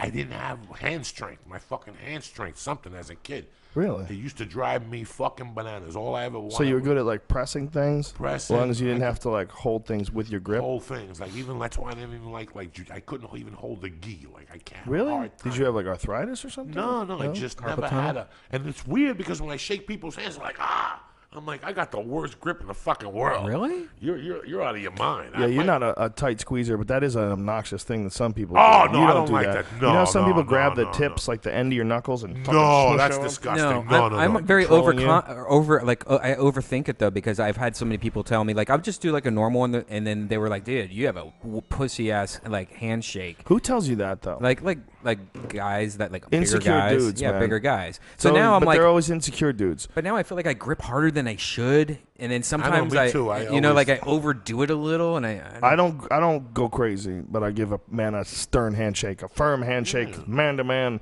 Some dudes get a little nutty about it. Some dudes they just try to squeeze a little too hard, Bodybuilders. hang on to you a Not little too fighters, long. not MMA fighters. Yeah, MMA, fighters usually have gentle handshakes. gentle handshakes. not trying to- Bodybuilders or yeah. doormen always want to fucking squeeze your hand like it's an arm wrestling competition. Cocksucker. Yeah. I'm not Stallone, and this ain't over the top, bitch. Yeah, Remember I'm over not the really top. interested Remember over in the arm top. How many wrestling. times you watch over the top? Don't lie to A me. bunch. I know you love this shit. A bunch. I watched it a bunch. Have you seen that thing X-Arm? Have you seen that? X-arm. X-Arm is some really ridiculous idea that one of the guys that was originally involved in the Ultimate Fighting Championship back in the old days figured out, Right. or invented rather, and it's they arm wrestle. They have one arm tied to each other, and they're allowed to use martial arts. So they can kick each other and punch each other. They're tied together. Oh, okay, yeah, I have heard of Their this. arms are tied together, so they can't move, and they're punching each other and kicking each other. And the guy fucking throws a flying armbar on a dude. It's the nuttiest shit you've That's ever awesome. seen. Where can you see that at? It's on the internet. I've seen it on the internet. Oh, dude, that's badass. It's completely ridiculous. It's like it takes ridiculous to a level where you watch it and I don't think it's probably copywritten, so we can't show any of it. Right. But you watch it, and it looks like something that someone's doing in a movie. It's like if you were watching The Running Man, and when they were like, the end of society, they were sicking dogs on people for money. Remember that? Right. It was like you would watch, like they had all these parody shows, ridiculous, over-the-top shows. Well, it seems like it would be something that's in that. I mean, they're tied to the wrists together. They can't move. So crazy. They hang on to each other, and they're beating the fuck out of each other, man. It's nuts. The only thing they need in their other arm is like a paintball gun or something. Brian, did they remake? Did they remake Brian Running Man? Brian? Not yet. Oh, you did hear that too? Yeah, I did okay, hear about I'm that. not fucking I heard they were crazy. going to remake the Altered States movie. Yeah. I heard that. Well, that's pretty sweet. That would you be should the try to be shit. in it. I don't fucking acting. What's Altered States? I'll do Kevin James movies once a year. That's all my That's the one acting. Christopher Walken's in. That's fun. I don't want to That deal with. Altered State. No, it wasn't Christopher Walken. It was William Hurt. Yeah. It was Okay, William Hurt, right, it was right. the one about the isolation tank. Right. The- Now, it what's was the basically it was really like a twisted version of the John Lilly story. The guy who invented the isolation tank. And what about the other cat? Then there's another one too about acid with Christopher Walken, where they're all experiments. Him and Natalie Wood. That could be Altered States. It could be Altered fucking States. No. I'm What's thinking the of name of that something. one? Natalie Wood. That wasn't an acid. I think that was like a machine that they invented. Something Dreamscape weird. or something. Yeah, Oh, something. you know what? I gotta look it People up. that listen to the podcast can be angry because we've already gone over this and they gave us the answer. We were wrong. Oh shit! Duncan Trussellini in the fucking How's house. the crowd out there, dude? Fucking great, man. Come That's on a now. great crowd. Yeah. Who's on stage right now? Teeb. Oh, nice. But no, that Did you crowd- do Am I Little going Hobo? after Yeah, Steve? you're next Into after the TV. puppet. I've How got new much stuff time I'm does working Steve have left? About 10 to Cool. 15. It's probably going to be 10 to 15 minutes. How long have you been off stage, Duncan? I've been off stage for like 8 or 10 minutes. Oh, Off shit. stage for Off 8 or 10? stage. Oh, okay. So, Joey, you Yeah, should probably get out probably there. get out there. Teeb's probably going to bring you up right now. All right. Thank you guys. Love you, motherfuckers. See you, cocksuckers. How we doing on tickets? Gone? Pretty Gone. much. Yeah, Pretty there's much gone. a few tickets, like standing room tickets now, are available. It's gonna be gonna fucking be sick. amazing. That's always a great. House of Blues is going to be fun. House of Blues is gonna Duncan be fun. Trussell, Joey Diaz, and me tomorrow night. If you Thank don't you have very tickets, much for you can coming. still get a few, I think, on if you go to my Twitter page, go to Twitter/Joe Rogan, and you can find there's a link that I put up pretty recently. And if you listen to MMA Junkie tomorrow, I'm giving away 2 tickets. Are you gonna be on it? Yeah, right after the weigh-ins. Are you going to go to they do it in the sports book again over Yeah, there? we'll go right to the sports book Yeah. and fuck around and have a good time. And Yeah, that's I love this weekend. Like, Yeah, we're I gonna have love some this. fun, man. I love Vegas UFCs because for me, it's like the Montreal Comedy Festival for comedians. Yeah. I don't go to Montreal, but I go to the UFC for the Super Bowl and the 4th of July, Memorial Day for UFC.com. Like, I'm like a kid for the UFC convention. Like, I walk Yeah. around, I watch Mayhem dance, and Yeah. I call Chandra and go, Chandra, you got to see Mayhem dance. well, it's so I love all that entertaining. shit. Yes. A good To me, live it's UFC entertaining. is so entertaining. Very good. So From exciting. A to Z, and when you stay at the Mandalay Bay, I'll stay in on Friday night, and I get up like at 5 and go down and watch the fighters get breakfast. And I know who the fuck got up early, who got up late, what they look like. You know what I'm saying? Right. It's like before the track. Yeah. You don't go to the track. You got to go early to see them Smell the walk up. horses. You got to go smell the horses. That's what I do. That's why you got to. It's the whole Yeah. quad, dog. Yeah, you just get don't upset go- if you can't go to the weigh-in. Oh, I get fucking If pissed. Joey has to make it there on Saturday morning, he gets angry. But the next day is the most important thing. See, in the old days, you go to Vegas at night, you go to sleep early, you get up about 4, you lurk, because that's when all the victims come in ready to suck a dick. And you don't need Coke, all you need is aspirin and a good fucking bottle of beer. You know what I'm saying? You don't need to work a bit. They just throw right into your hands. So, do you have a light? Yes, I do, in my room. And next thing you know, they're smoking your fucking number. You got them swallowing the sword of death. You know what I'm saying? I love you, motherfuckers. Stay black. And we also have a show here Friday at the Death Squad show. There's a handful of tickets still left. If you go to icehousecomedy.com, you can buy it. We got the whole, Columbus in June or July. But anyways, if you go to icehousecomedy.com, we have Willie Hunter, Randy Lidke, David Johnson, Brendan Walsh, Josh Adam Myers, Jayson Thibault, Lil Esther, Brian, me. But the Josh Adam Myers, who was in the car accident, is on the show tomorrow. And I was talking to him last night, and he's telling me, like, I was asking how he's doing. He says that he takes this drug that makes him not dream because for post-traumatic stress. Have you heard about this? Yeah, it just does not seem like a good idea not to dream. Poor guy. Can you imagine not dreaming, though? That's weird. How do they A even drug have a that drug? stops you from dreaming? Yeah. So he won't have like post-traumatic stress Because he has dreams. nightmares about his friend. Is Yeah. that what it is? Or the car accident. Oh, my God. But I didn't even know such a drug even existed. Like, that's weird, not dreaming. I would like to try that just to see what it's like not to dream. That is fucking crazy. The stuff they're finding out of the brain right now, that thing you tweeted, where they're able to identify, I don't know, like certain patterns in the brain and then turn them into language. Yeah. Yeah. Fuck. Yeah, they're really closing in on the ability to read minds. They've been able to decipher images based on brainwave patterns, and they're very similar to what you would see in a photograph. It's not exact, but it represents like the shapes. It represents like really clear, like they showed a really red object. I think it was a bird, and then in the brain pattern image version of it, you could see like the area where it represented. It looked like it was a really crude version of that form of the thing that the guy was looking at. I mean, it's only going to get better from that. I mean, that's something that was absolutely impossible a decade ago, or 2 decades, or 3 decades, or and the fact that they can do that now, what they can do 100 years from now is going to be absolutely mind-boggling. Yeah. We won't even be able to recognize reality. Yeah. It's what's going to happen after we're gone, like the next generation. In 100 years or so, it's going to be if we make it that far without blowing each other sky high, it's going to be amazing. Yeah, it's fucking nuts, man. It is nuts. They're reading minds with a fucking computer. They're turning your thoughts into ones and zeros and deciphering them. Think of it. Think of like the bars that are going to spring up in the future, where you go into the bar. It reads your mind, and then you can see what you're thinking shooting up on the walls of the bar. Yeah, like whatever music you like or whatever band, will only be going to you. Yeah, and people are going to put their brain waves online. You're going to be able to tune into their brain. That's what it's going to be. That's right. Yeah. It's going to be, they're going to have like, how people have webcams so you can watch them fuck? They just have webcams in their house. You have to subscribe to it and shit. That's what people are going to do. You're going to subscribe to someone's mind. You be with that person when they eat, be with them when they have sex. Be with them. Like, you be inside their head. You're experiencing all of their ones and zeros. God, man, my mind would be so boring. No one wanted to. Really? Every now and then it would be sparks of awesomeness, though. Are you fucking smoking, Brian? It's weed. It's dad. Bro, it's gross, man. It's rude. But I'm smoking weed. Okay, but, you're making it sound like it's not a big deal that I keep asking you to stop doing it. Dad. It's foul.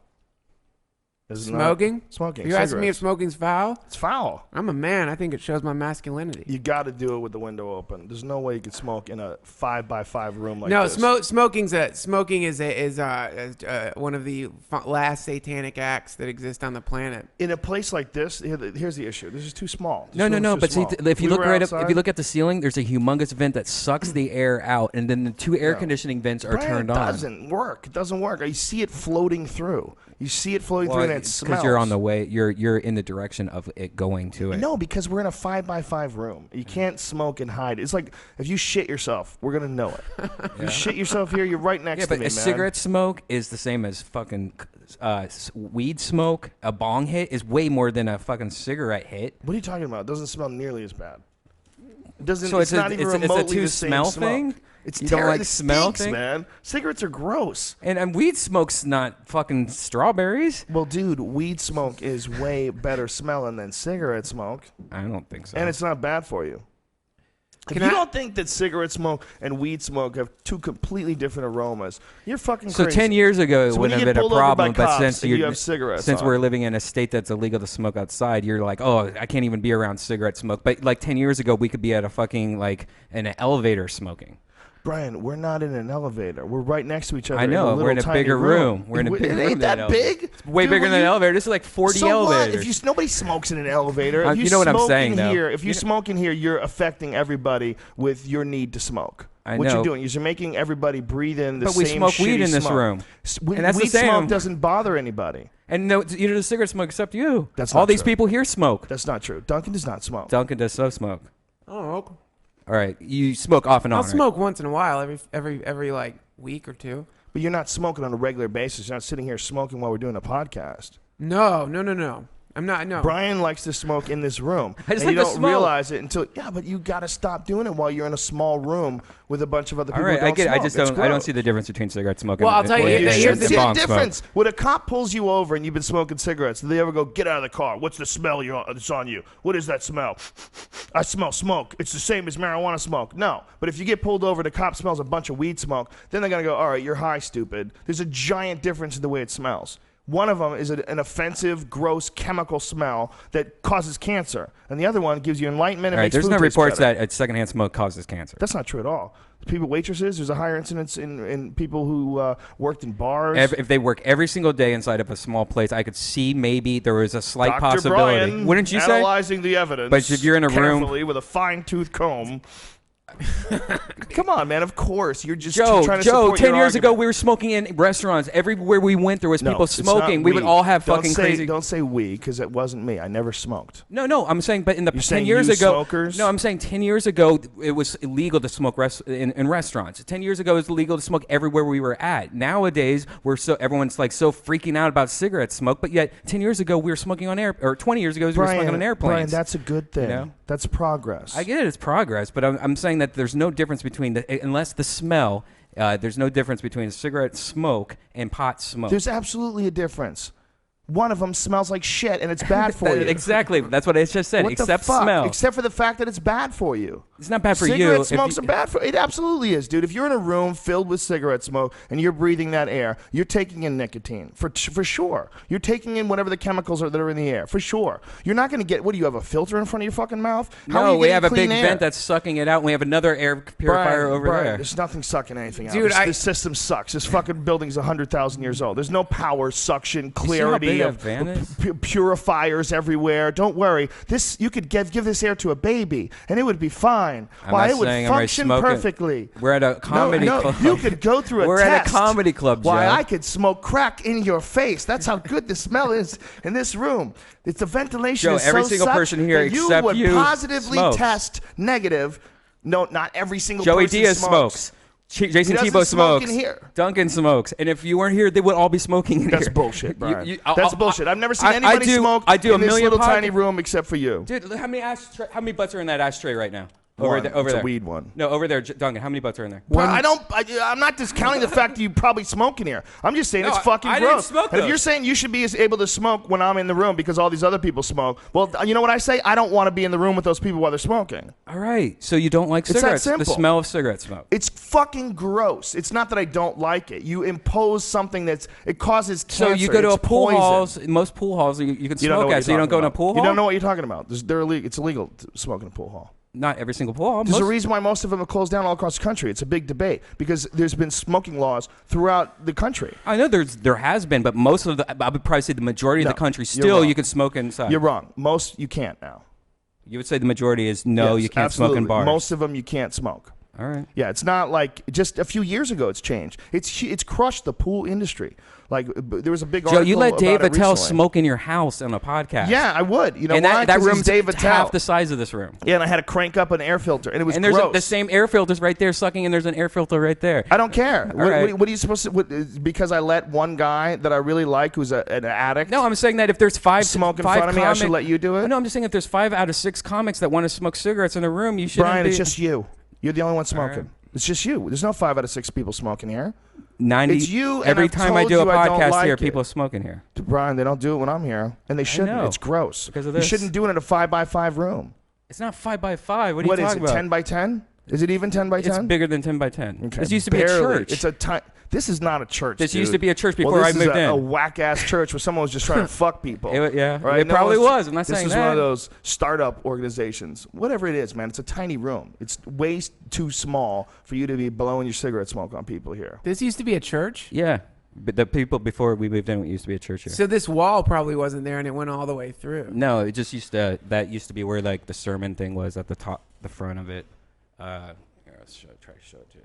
That's crazy that this used to be a church. It's perfect. Now it's a podcast. It's perfect. And you know, a lot of cigarette smokers got mad at me for telling you not to smoke in person. Fuck all you dummies. Fuck all you dummies and your crazy idea that you should be able to blow that cancer-causing shit on people. You need to quit it. It's a dumb fucking habit. It's I one think of the we all dumbest habits agree known that to it's man. dumb, but like Duncan Just says, get he it still out. smokes and he can't quit either. All of us can't quit. You can't It's quit? still like You barely heroin. I never smoke. said I can't quit. But What are you yet you talking still about? smoke and you've No, quit. no. Don't push it off on me, man. You're the one getting the fucking flambang here, you pussy. Don't try to throw me under the fucking bus. I have a gentleman's cigarette from time to time, once every few weeks. Maybe if I'm super high or really drunk, I don't like. But how long has that been for you? Because as long as I've known you, Dude, you have quit for periods of time. I'm going to give you the honest quitting. answer, and it's not going to fucking help you at all. I'm And not I'll tell you every single cigarette I've had. I had a cigarette tonight.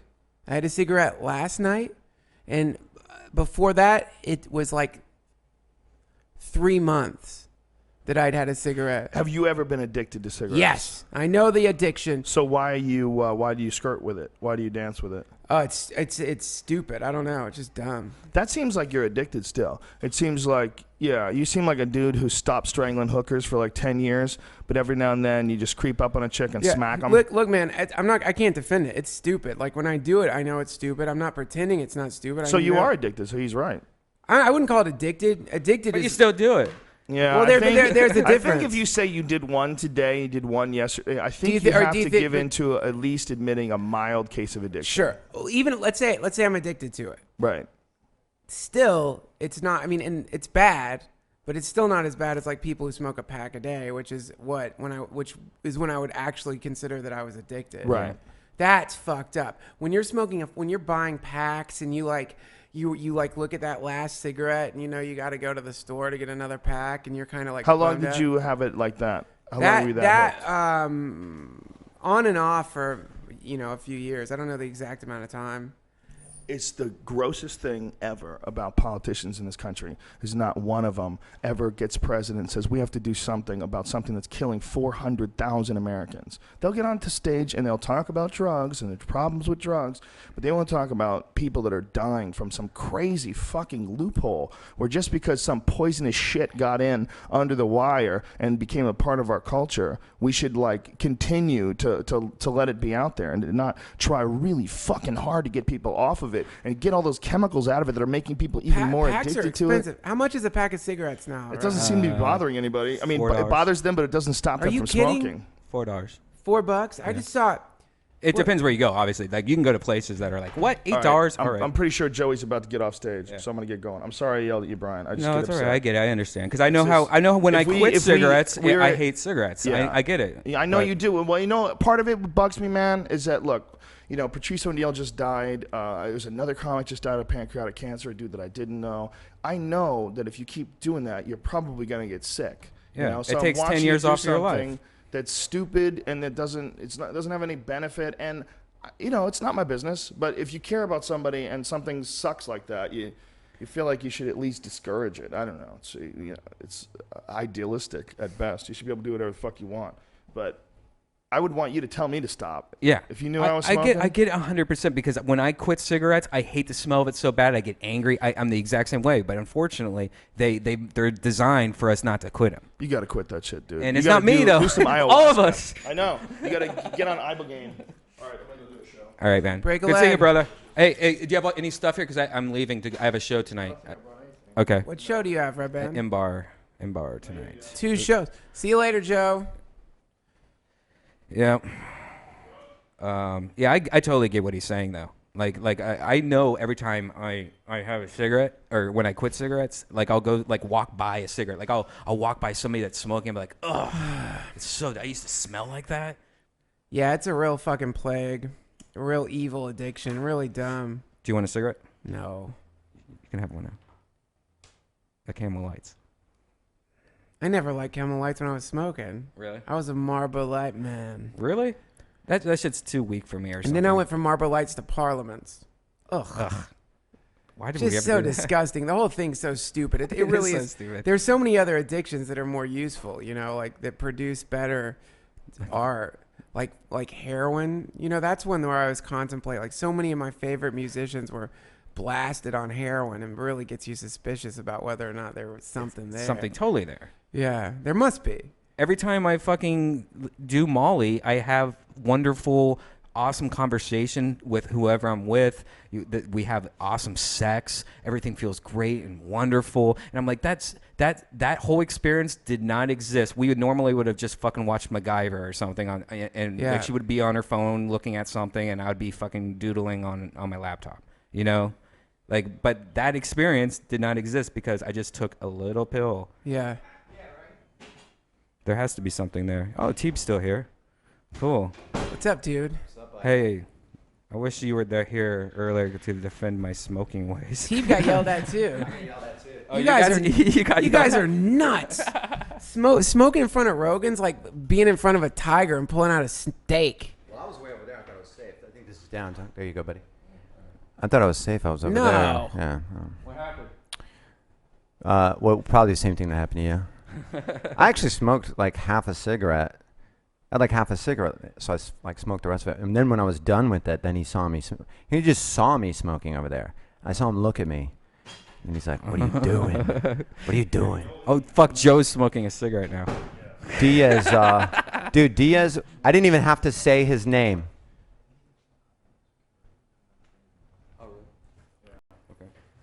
I didn't even have to say Diaz's name. I was just like, "You ready, Coco?" And the place went bonkers, like insane bonkers. I didn't have to say a word about him. I just said, "Are you ready, Coco?" Place went bananas. I didn't have to say anything about him. It was great. How was your set? I saw the end of it. Very funny, Duncan Trussell. That's a great crowd. Great crowd, man. Anything like they were laughing at like facial expressions It's a and sweet like crowd. Yeah, it's great. And it's packed. That's a good room. Man. It's ideal. It's ideal. I mean, it's small, but the only thing about it is, like, did you notice, like, because there's that short little aisle between the back wall, that, like, the waitresses or waiter, when they come through there, it disrupts. Right. Because all the focus goes to that. Other than that, it's pretty good, man. it's great. It's fantastic. I guess I wish you could see the crowd more. I like to be able to see the crowd a little bit more. Yeah, the lights are weird because they're really low. So like a low ceiling, so you can't really see shit. You can see left and right. It's pretty good, though. Yeah, it's good. It's fun. Yeah, a bunch of new stuff. Yeah, I'm working on some new jokes. Yeah. Did you do a lot of that shit in Chicago? No, I didn't do that. Since I was here, and those people, a lot of them are podcast fans, I felt like I could like really pull out the deeply experimental stuff. Right. You know? But in Chicago, no way. I've never performed for that many people. I can't even explain it, man. That was really crazy. Yeah, and it's a cool theater, too. Really beautiful theater. Did you go to the fights? Yeah, I went to the fights. You're like right there ringside as usual? Great seats. The undercard was awesome. The last fight sucked, though.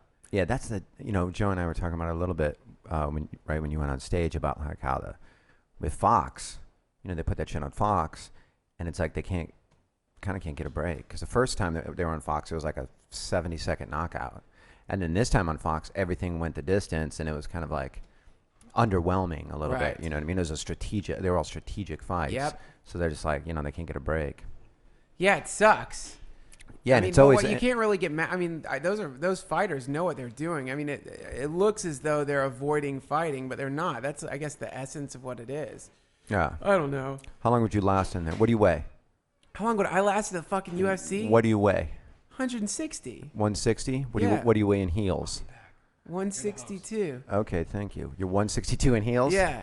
How long do you think you would last against let's say a 145 pounder? Dead!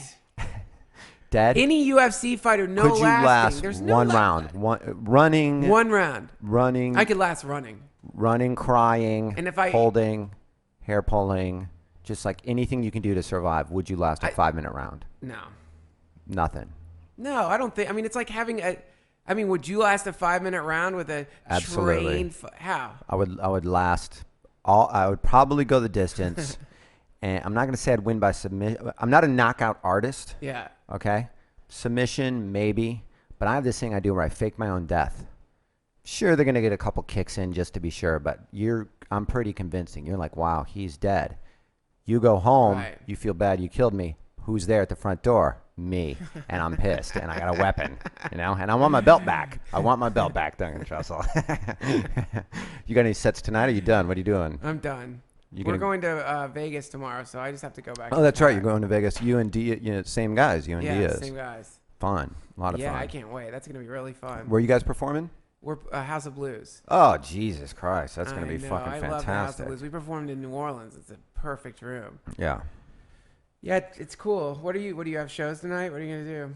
Redban and I are going to do a show with Lockhart and I forget who else at the M Bar.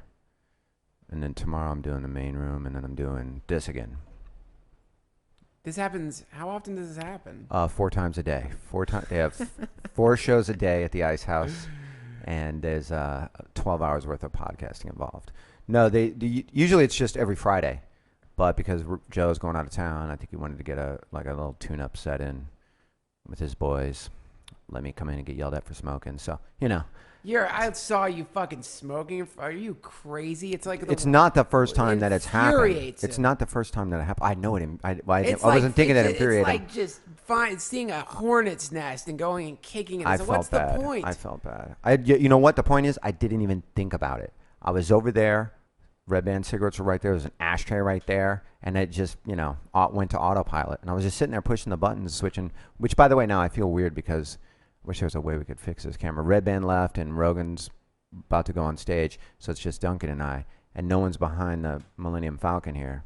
Is this live or is that live? Who the fuck knows? No, man? I think Duncan did. I think he did that. Redban left us in his studio. He just abandoned us. I feel bad because this thing looks like it's just me, and that would be absolutely terrible to not get Duncan's handsome puss up in this bitch. So you just moved into a new place. No, not yet. But you are in the process of starting to move. It's just stressful. I don't really moving. Stressful. I don't really want to talk about it. It's boring and stressful. Mm-hmm.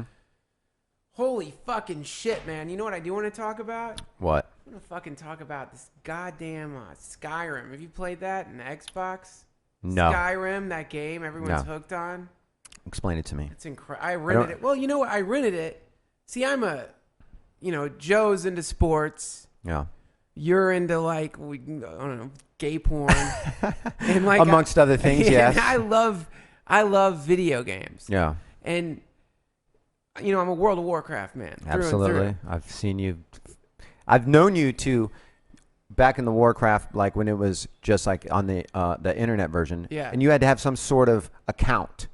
And you would play for so long that then you would delete your account so you couldn't play anymore. Yeah. I remember years ago you were doing that. You're like, I deleted my account. I always can't try do to it. delete it. That's the only way out. And then you would, The a only while way later, out, you would The only way out of the re-up. World of Warcraft is to delete your character. Yeah, and you would go nuts with it though because I don't know that must be like when I talk about sports to you. That must be the same language because you would call me and you're like, I'm like, what'd you do last night? You're like, I'm a level 11 wizard and I cast a spell. Here's why World of Warcraft is better than all sports that have ever existed, including the UFC. It's better than any sport that will ever exist. Bold statement. It's a World of Warcraft, StarCraft. The reason they're better is because when you watch sports, what are you doing? Yeah. You're watching guys who are a million times more in shape than you, who have whose life is a million times better than yours, out there making millions of dollars. But when you play World of Warcraft, that's when you become a man. Because when you play, you can't gamble on World of Warcraft. Yes, you can. I guess you can gamble with your relationship. You can gamble with your relationship. No, you can gamble, man. There's nothing you can gamble. There's nothing worse than dying. You got to run back to your body. Okay, I guess. So now you're hooked on a new game that's not World of Warcraft? No, I started playing this game finally, and maybe you have to play it longer, but it's the graphics are really incredibly good. What's the game called? I think it's called Skyrim. And give me the gist of it. If you pitch the game to me, you won't get me addicted. You won't get me to play it, but give me your pitch. Give me your best pitch. You're just some kind of asshole who's like, I'm in. You had me with your some kind of asshole. The game comes from the same people who do a game I really love. Yeah. Fallout. Fallout's an incredible game. You ever play Fallout? I know of it. So Fallout is this game where you're in an apocalyptic zombie stuff wasteland after a nuclear holocaust, and it's called a sandbox game, which means that there's certain missions and stuff that you can do, and there's an overarching through line, but you don't have to do any of it. So in Fallout, if you get bored, which I will, you do. You walk into a town and you just start, slaughtering people for no reason, and the kids will no, you can't kill the kids. There's fucking assholes won't Oh, let you kill that's kids. too bad. But the kids run. You know, the Can you kids are- molest the children in this game? Dude, one of the quests in Fallout, there's like good in Fallout. There's like a good factions and evil factions, and so there's a town of slavers, and there's a special like item you can get, some kind of awful mask. And so there's a cave in the game that's filled with orphans.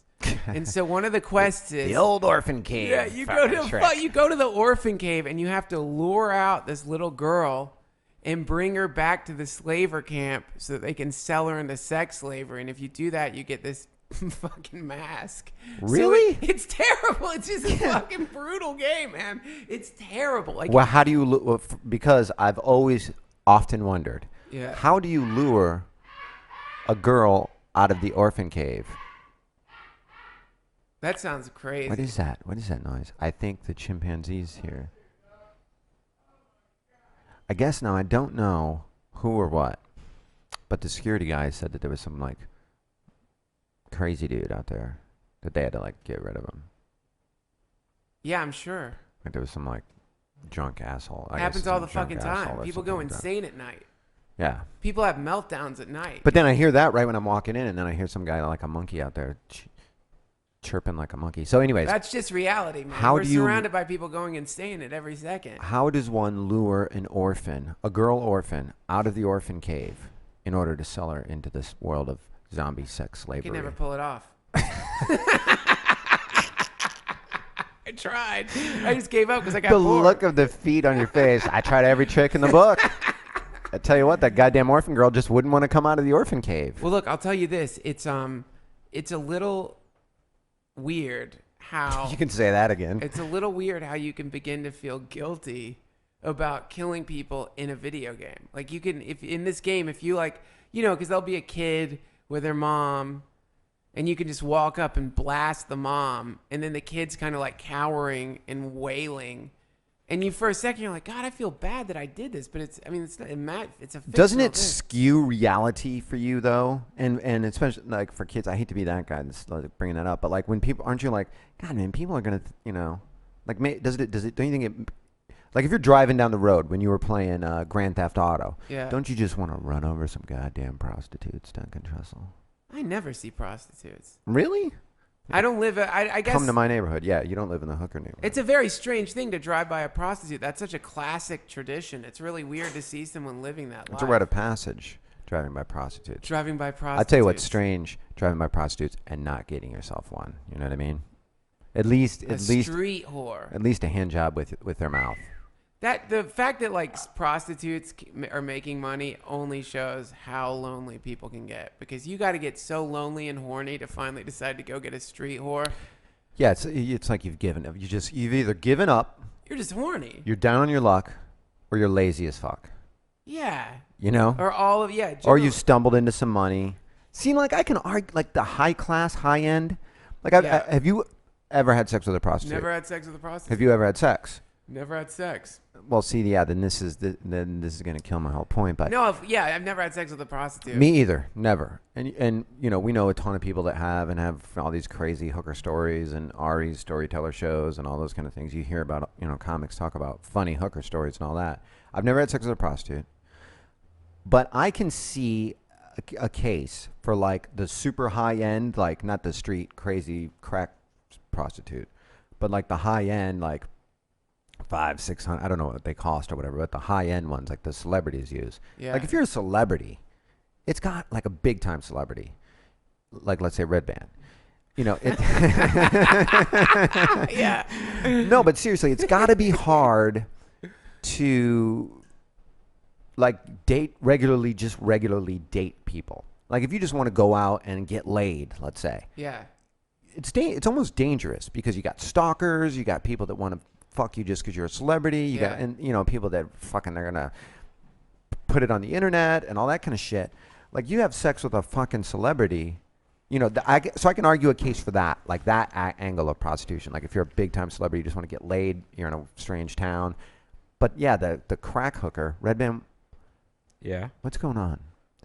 I feel like something weird's going on. No. Redban's got blood on his face. He's Yeah, kind of yeah, yeah. stammering. We just heard someone make monkey sounds Your out shirt's there. on backwards. We just heard monkey noises out there. First of all, you disappeared. Then we hear monkey noises out there. And now it's something weird with your headphones. Hello. Oh shit, that freaked me out. I'm too stoned to deal with that.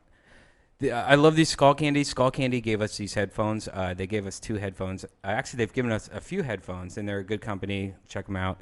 But they gave us these headphones, and there's a mute button on them. Oh. And you never think of like that if you push it, they don't work. So I was sitting there stoned trying to figure it out and forgot about that. I have good their story, earbuds. Brian. Yeah, great. That was good. That was good. What were you guys talking about? We were talking about. Have you ever had sex with a prostitute? No. Honestly, I honestly have never even had a hand job from a massage person. Me either. I've never done anything bad. I'm the biggest nerd. Like when I go to a strip club, I am the person that's like, so how'd you get into this? You try to have like real meaningful conversations? Been to with that them? restaurant? If you ever want to So go. where did you grow up? Yeah. I'm the biggest loser in the whole entire world when it comes to fucking girls. So like I feel Have you ever been tempted? I feel pain for them. I don't feel no. See, the problem is I don't have problems getting laid. Right. If I want to get laid, I fucking have sex. I don't feel get the it. same I don't way. get the whole thing. Like I could seriously, if I wanted to, go out and fuck somebody tonight. It's super easy. Yeah. It might not be my first choice, but I could easily fucking do it. Yeah. I could fucking just go to the grocery store and find the first fat chick and be like, hey, look at this dick. Let's get on this dick now. And then Is that your line? Wow, man. That's pretty.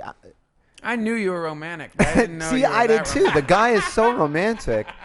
Hey, fat chick at the grocery store. Hey, I got fat my chick dick out. At the grocery store. Look at this dick. On my dick now. Get on it.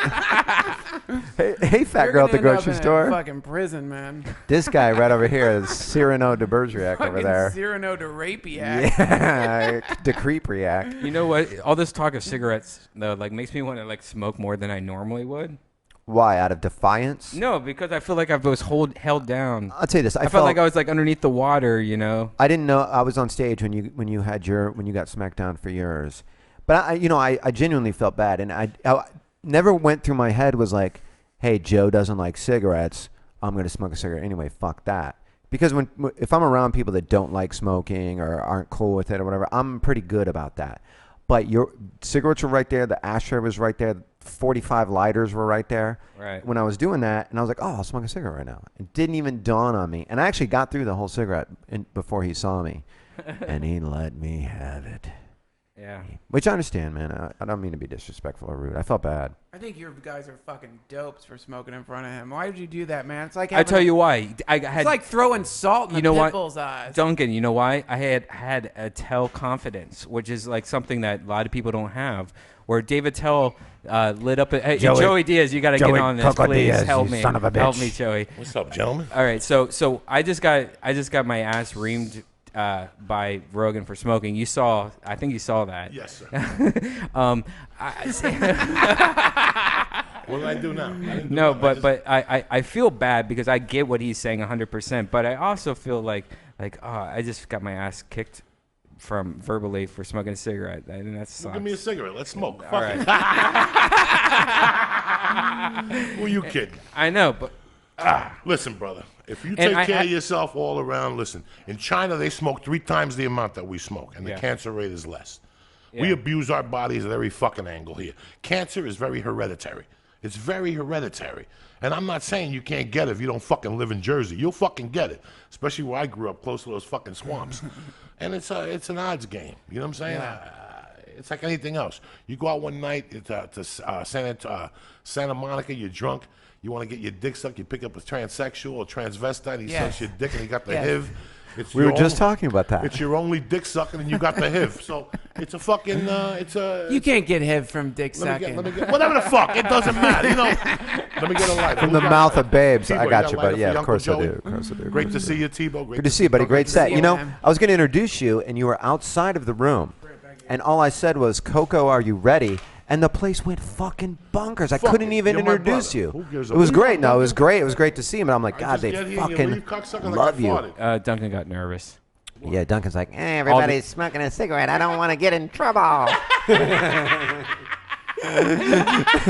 Listen, man, Joe cares for all of us, and he cares for us very much. Yeah. You know, you have to do whatever you feel is best for you, man. I can understand he don't want it smoking in here. I get it. I get it, too. I get what 90 he says. fucking people in here smoking. I get Now what it's he going to smell smoky for him.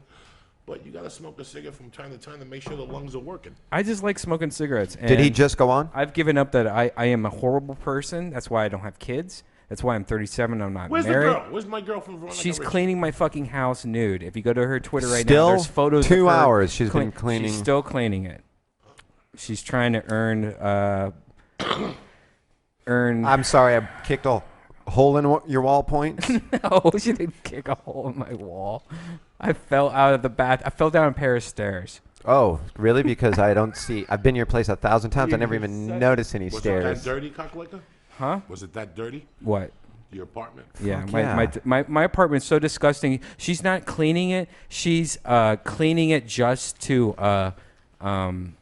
so a maid can come over. That's how. That's how hilarious. That's Like, disgusting. no, it's disgusting. That's a funny bit. Well, here, no, and what sucks about it is that it's because I stay at her house half the week. I stay at my house half the week, and honestly, working these podcasts is 60 to 70 hours a week on top of working for Joe Rogan. Right. Are you And- not coming to Vegas with us? I can't come to Vegas. I have no time for. Whoops, I have no time for that. Why not? Because I have to do a comedy show tomorrow Oh, and yeah, a that's right. podcast, and Who's here tomorrow night?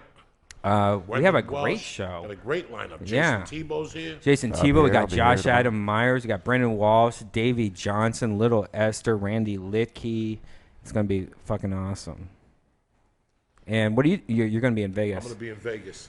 Are you going? You're going to the fights, obviously. I think God I'm damn I it. don't know. I won't know till tomorrow because our man, your boy Bert Kreischer, came through for me Oh, you did? and got me an interview as a host.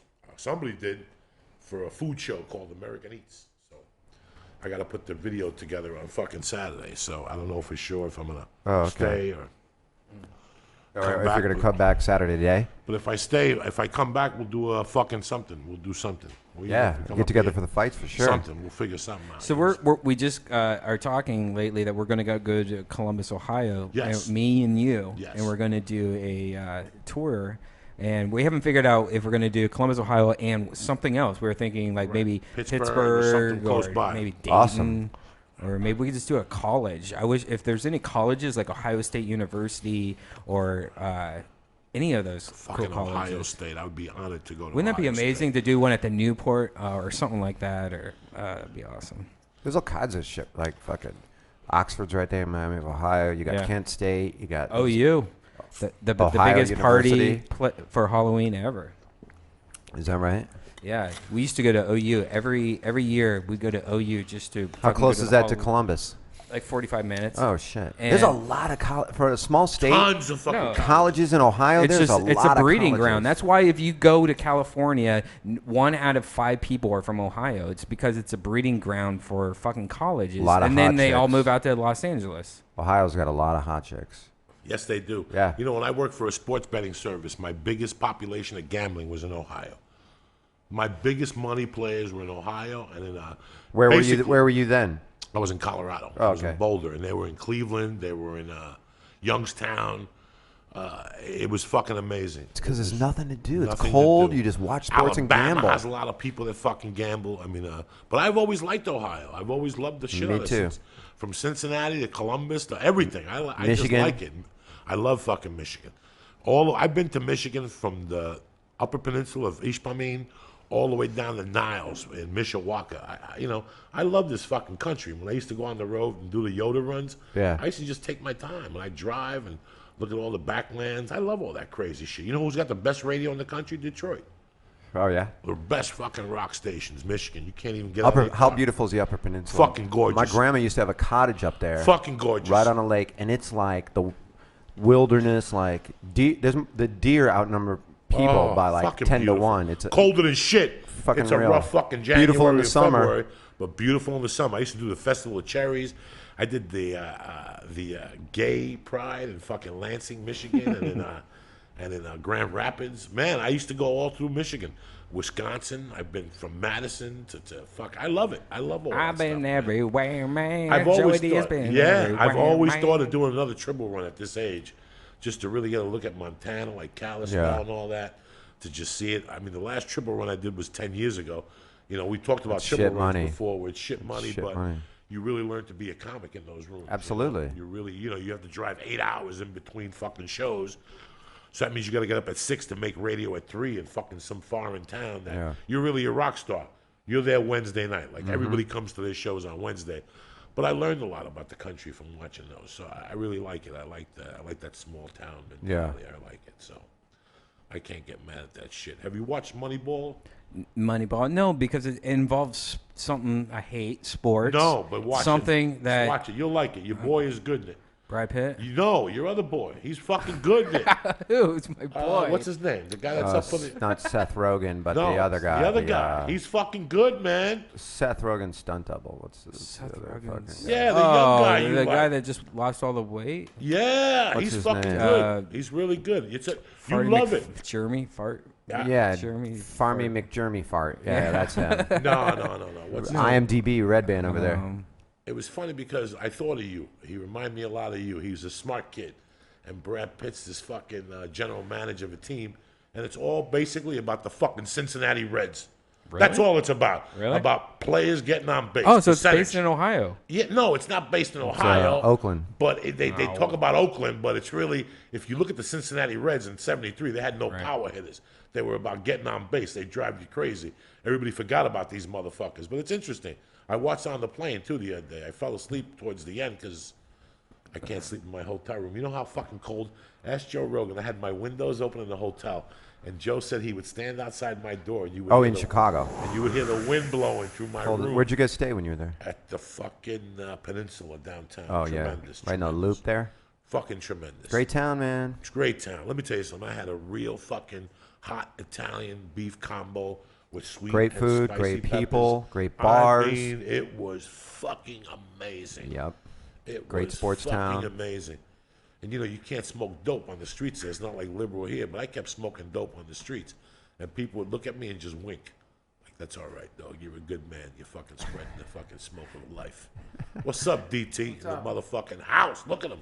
With his little Fidel Castro Jr. beard. I like it. He's glowing too. Have you noticed that? Duncan's just Duncan's a glowing good with fucking man. happiness. Look at him. Jonah Hill. Yeah, Jonah Hill. Jonah Hill Hill. was very good. Very good. Yeah, but you are glowing with happiness right now. I can tell a huge. Happy and peppy and bursting with love. Dancing and singing and dancing above. Duncan, I want to ask you a question. This involves you because this is right after I first hung out with you, maybe once or twice.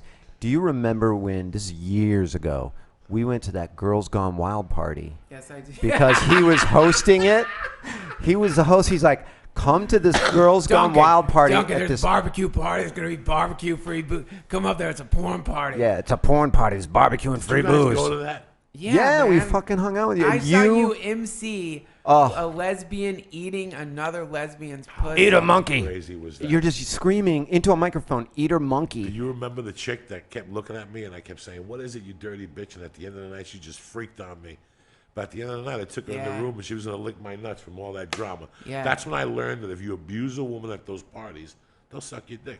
It That was the most disgusting party I couldn't believe we it. ever went to. I couldn't believe it. There is no silence like the silence that falls upon a group of 100, 120 guys watching two girls lick each other's pussy. It's this. It's like it's a rape sound. Listen to this. Ooh, who shot that motherfucking duck? There was a fart that just happened. Interesting. Here. I don't know if you guys heard. Well, that's a that. good fart right Interesting. there. But it was that's a good fart. It's got some good. actually a desk It fart was the first. weirdest thing because somebody came to me and they said, "I want to do a DVD, Girls Gone Wild," and it was me, World's Renazisi. Wild- And it was right when Girls Gone Wild, like, Right, really right. blew up. It was called World's Wildest Backyard Barbecue. Barbecue. And they lost Correct. money on it because the whole deal was based that they were going to. A friend of theirs was going to get them on Spike Yeah. and do a commercial like late night. Oh, one of those. They were going to try the Peter infomercial Lemon Jello rope. You know, just we had a backyard party, and that's what they were going for. To go late night television, catch a bunch of people on coke, and sell 100,000 of those, and everybody's going to make money. Yeah. But it went kaput. Like they Yeah. lost everything. Remember, we got there, and the guy had like a box of joints. Oh yeah, This this had to be 98. Yeah, this is 99. late 90s. Late 90s. Yeah. And the guy had a box of pre-rolled joints. And we had a trailer. And they took us up. And I remember like the guy that was fucking the chick were really married. Like they were fucking in front of each other. They showed up with leather on. Like that's the distance. It was, folks, if you guys would have seen this, it was disgusting. It was so disgusting. And the guy kept saying, this is going to be huge. And I kept saying, I hope not. Yeah, I All bet. I'm doing this is for the check. Like, this bet. is going to ruin my movie career. But nobody ever saw this. I don't know what happened to it. Dude, we got to find that now. It would be awesome to see, right? my You can probably see us in it because they were filming you had to sign a waiver. They were filming everybody. So it was like a big party, and they didn't even have barbecue, man. there was no Chinese food. They catered it, right? They catered Chinese It was Chinese food. That's right. It was Chinese food. That's hilarious. Crazy. Catered Chinese food. The world's wildest backyard barbecue starts with Chinese food, apparently. Starts with Chinese food, apparently. And the women that were eating each other out were fucking disgusting. Like, I didn't want to watch. Well, it's And so it was funny. I want to see this so Brian, bad. it was fucking Redban. disgusting. It was this big wanna see mansion way the fuck up in the Valley Hills. It was way the fuck up there. It took us forever. We got lost so many times trying to get there, Duncan and I. And when you get there, it's just free booze everywhere, free weed. Everybody had a couple joints practically to themselves. There's free booze, free weed. But everywhere you would go, there's a pool, and around the pool, there's Joey Diaz, who's like emceeing basically just like all the shit that he was seeing going on. There's naked chicks playing volleyball in the pool. So you're like, this is kind of cool.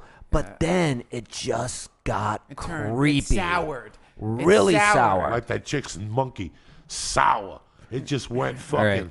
It went was bad. disgusting. Well, Well, hey, here's the real reason why it went bad. Why it went bad is Coke vibe. a lot of the Coke vibe mixed in with a lot of those guys there had tricked themselves into thinking that they were going to go up there and like fuck a porn star. Yeah, and it was So like there's a, like 6 girls and 120 guys, and they've got the girls cordoned off. Remember, they kept Yeah. the girls like away from all the horny guys. So like, what happened is it just is this change in temperature where all these idiots suddenly realize, oh, this is Chinese. I'm an food. extra in a Yeah. porn. Yeah. That's what it came out to be. And then there was like that pool house. And so, I like wandered into the pool house, and then there's like just random chicks eating each other out and like a full-on camera crew around them. And you're like, what the fuck?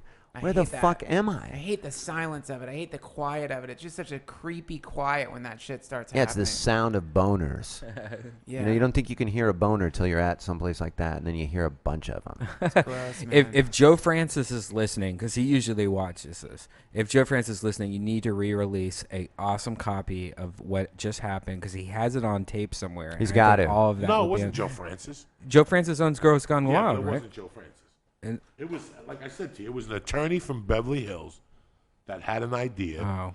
to do this show off the heels of Girls Gone Oh, Wild. that shit blowing up. All Okay. right, I thought you said it was. And, Girls Gone Wild. Sorry. and what he was trying to do was he paid everybody. I mean, he paid us okay. I remember like it was like 3 weeks before Christmas or something, a week before Christmas, something weird. It was you, Renazizi, and somebody else. Bobby Lee, maybe.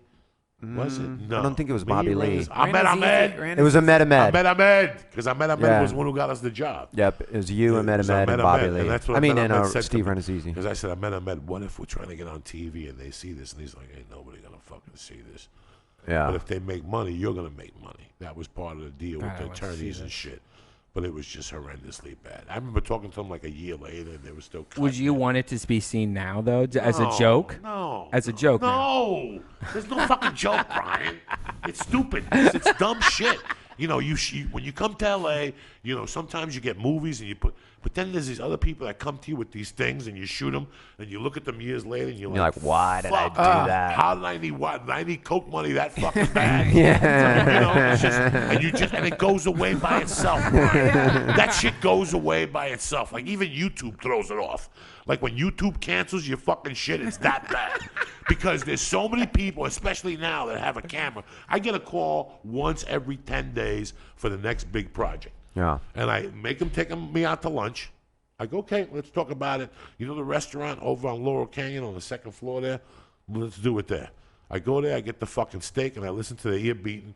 And after 3 sentences, I know if they're fucking retarded. Yeah. I fucking know. I've been here. Yeah, because I've you've been done here. that I've heard enough. it all. Yeah, of course. I've heard, and I asked him, where are you going to go with this? Well, Jayson Thibault's sister-in-law's brother works for Spike. Right there, Yeah, I double party's the price. over. I double the price because I know nobody's ever going to see it. It's just going to go to somebody's basement. Yeah. That's it. You know, Right. it's like when people come to you, I have a pilot, we're going to do this and we're going to do that. Where's the money? Well, it's a not. What are you bothering Oh me yeah, for? then you'll always you can, especially when you first come out here. Yeah. You get caught in those vortexes, man, and when you don't know any better. So for like 2 months, you'll be working with the biggest idiot on the Idiots. planet. Longer than On 2 nothing, months, yeah. man. You can get caught for a long Oh, we're time. going to shoot on Sunday. That's the Lord's day.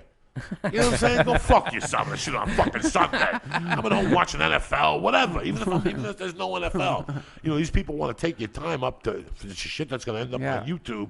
You know what, man? Everybody's got a camera now. Yeah, So everybody's that's a true. fucking director now. Everybody wants to direct. And in the old days, you went to a network and you said, hi, Duncan and Redban want to pitch this. We love it. We'll give you $22,000 for the pilot. Shoot it, and then we'll see. Now they tell you, we love it. Go shoot it on your own. Absolutely. So you got to pick 3 fucking idiots, an editor that's got Sundays off. You got to pick 18 fucking things, and at the end of the week, nothing gets finished anyway. Yeah. They move on to the next thing. They don't have an outlet for it, and there you are working 2 weekends for nothing. And a putting your fucking money bum. up. Yeah, and putting your not putting Yep. nothing up. Just saying, oh really? Because I tell people all the time, really, you have? Oh, your sister works for Warner Brothers. Great. How much are you paying? That's great. Your sister works for Warner Brothers, and you're paying. Right or wrong? You know, can I tell you one of the time sucks I got pulled into? I fucking spent many weeks working with Jeff Conaway on a Christian sitcom that he wanted to write. Like, I got tied in with that. I didn't know any better. I was barely doing stand-up comedy, and all of a sudden I'm at Jeff Conaway's house, and he wanted to Is write. this before you were at the store? This is before? This was when I was at the store. I think. Okay. Conaway had an idea for because he turned into a born again Christian, and he had an idea for a sitcom about a pawn shop run by Christians. And like I can remember one of the episodes that he wanted us to write was like a pregnant lady is in the store, and then a guy comes to rob it, and the pregnant lady converts the guy to Christianity, and he doesn't rob the store. Now you know why he was. Were you eating playing the fucking pregnant lady? Quaaludes and poor Jeff Conaway. Remember he had the acting school. He was just No. up, he had an acting class he was teaching towards the end, all I fucked didn't know up. that. Does Jeff Conway have a Twitter? He's dead. Oh. Yeah, it's not Jeff Conaway. That's probably his Twitter. Satan's disciple. That's what it is. Fucking I don't know. Jeff Conaway. He was fucking Travolta's sidekick in Grease. Oh. And he opened okay. up, he opened up an acting Nikki. school in North Hollywood. Man, he used to. I can Was he remember. on like a celebrity rehab or something? Yeah, I didn't it's mean to cut you Nikki. off. Can Nikki? Kanicki. I had to ride with him. He had some weird little sports car, and once he You took, know, you knew him? Yeah. dude, that's what I was talking I didn't know about. you were talking about him. I'm sorry. Yeah. Now it's like completely insane. I had to ride around in this. Once he took me on this ride in his little sports car, and he was playing these Christian tapes that he listened to, and he would smoke ginseng cigarettes. So, and we were going around the Hollywood Hills, and I was getting like really car sick, and the ginseng cigarette smelled bad, and this Christian tape was playing, and he was trying to get me to take notes from the Christian tape, like write this down, write that down. Write For that the down. sitcom, you mean? No, just for his own like crazy life. That's just where he was at. Wow. Christian tapes. He crazy. was tortured, man. He's tortured. Was he he was tortured. was he like sober then, or was he in drugs, or was he? He was sober then. Uh-huh. He managed to get sober then, but he had a lot of like, I think he had some back problems and stuff. Like he had some problems where he needed to take painkillers. like he was all crooked and bent Yeah. up and shit. Yeah, man. It's rough, you know. It's really sad when people get really famous like that and then it goes away. That's a terrible form of torture if your ego's still caught up in it and you want it. If you still have the hunger for it but you can't get it. Or you're just used to a lifestyle. Was he and still everything. bad mouthing Travolta at that time? Fuck Travolta! I dance better than him. And He didn't. got I face danced off. better than him. Is that what was he saying He that got shit? face off, and I didn't. He got face off. The cocksucker owns a plane. But you know what they have? You know, Pilot's license. my friends go up to this depressing thing, and I keep wanting to go. They have this thing at some Holiday Inn around here where all these old celebrities, like people who are in Dukes of Hazzard and shit, go up there and they sell their autographs for $25 or $50. It's like the wrestler. You're sitting around like the That's wrestler. it. Yeah, they have that. It's the saddest thing. It's just so sad. Yeah, they do it once a year, and Yeah. all the sitcom stars go downtown and they sell you pictures, Yeah. and T-shirts and shit. You know, and it's amazing because now celebrity will never go away with Twitter and Facebook. Right. Because let's say you're on a show for 6 years. Let's say you're the chick Mullally.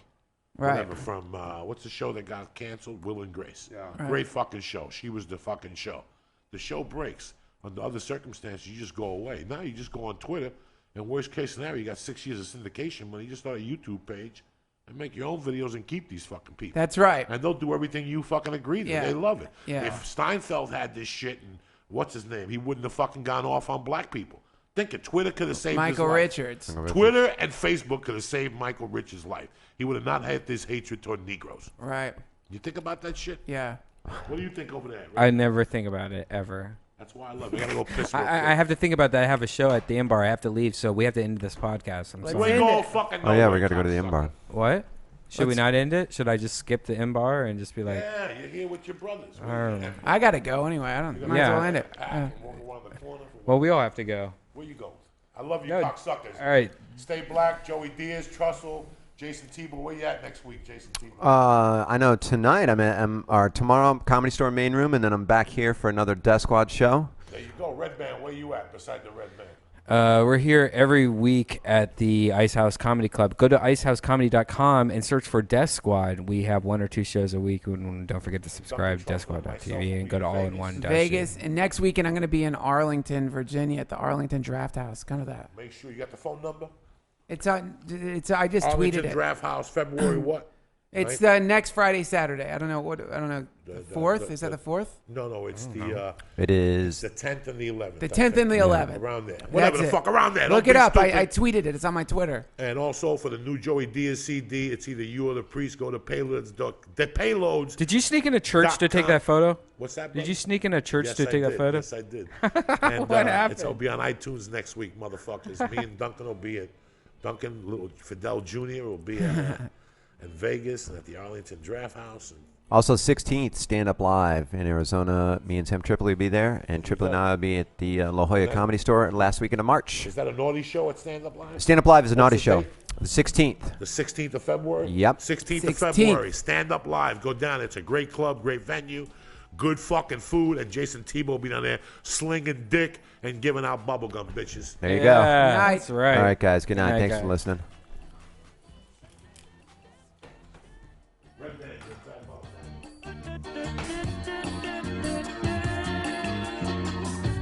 When you lie, kiss your baby, bye, bye, bye.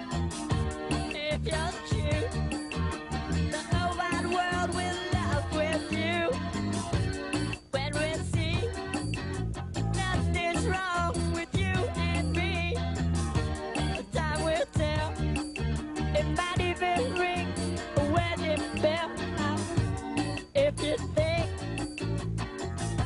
that I'm a loser, well, you suck. 'Cause you know I ain't nothing but a user of your love.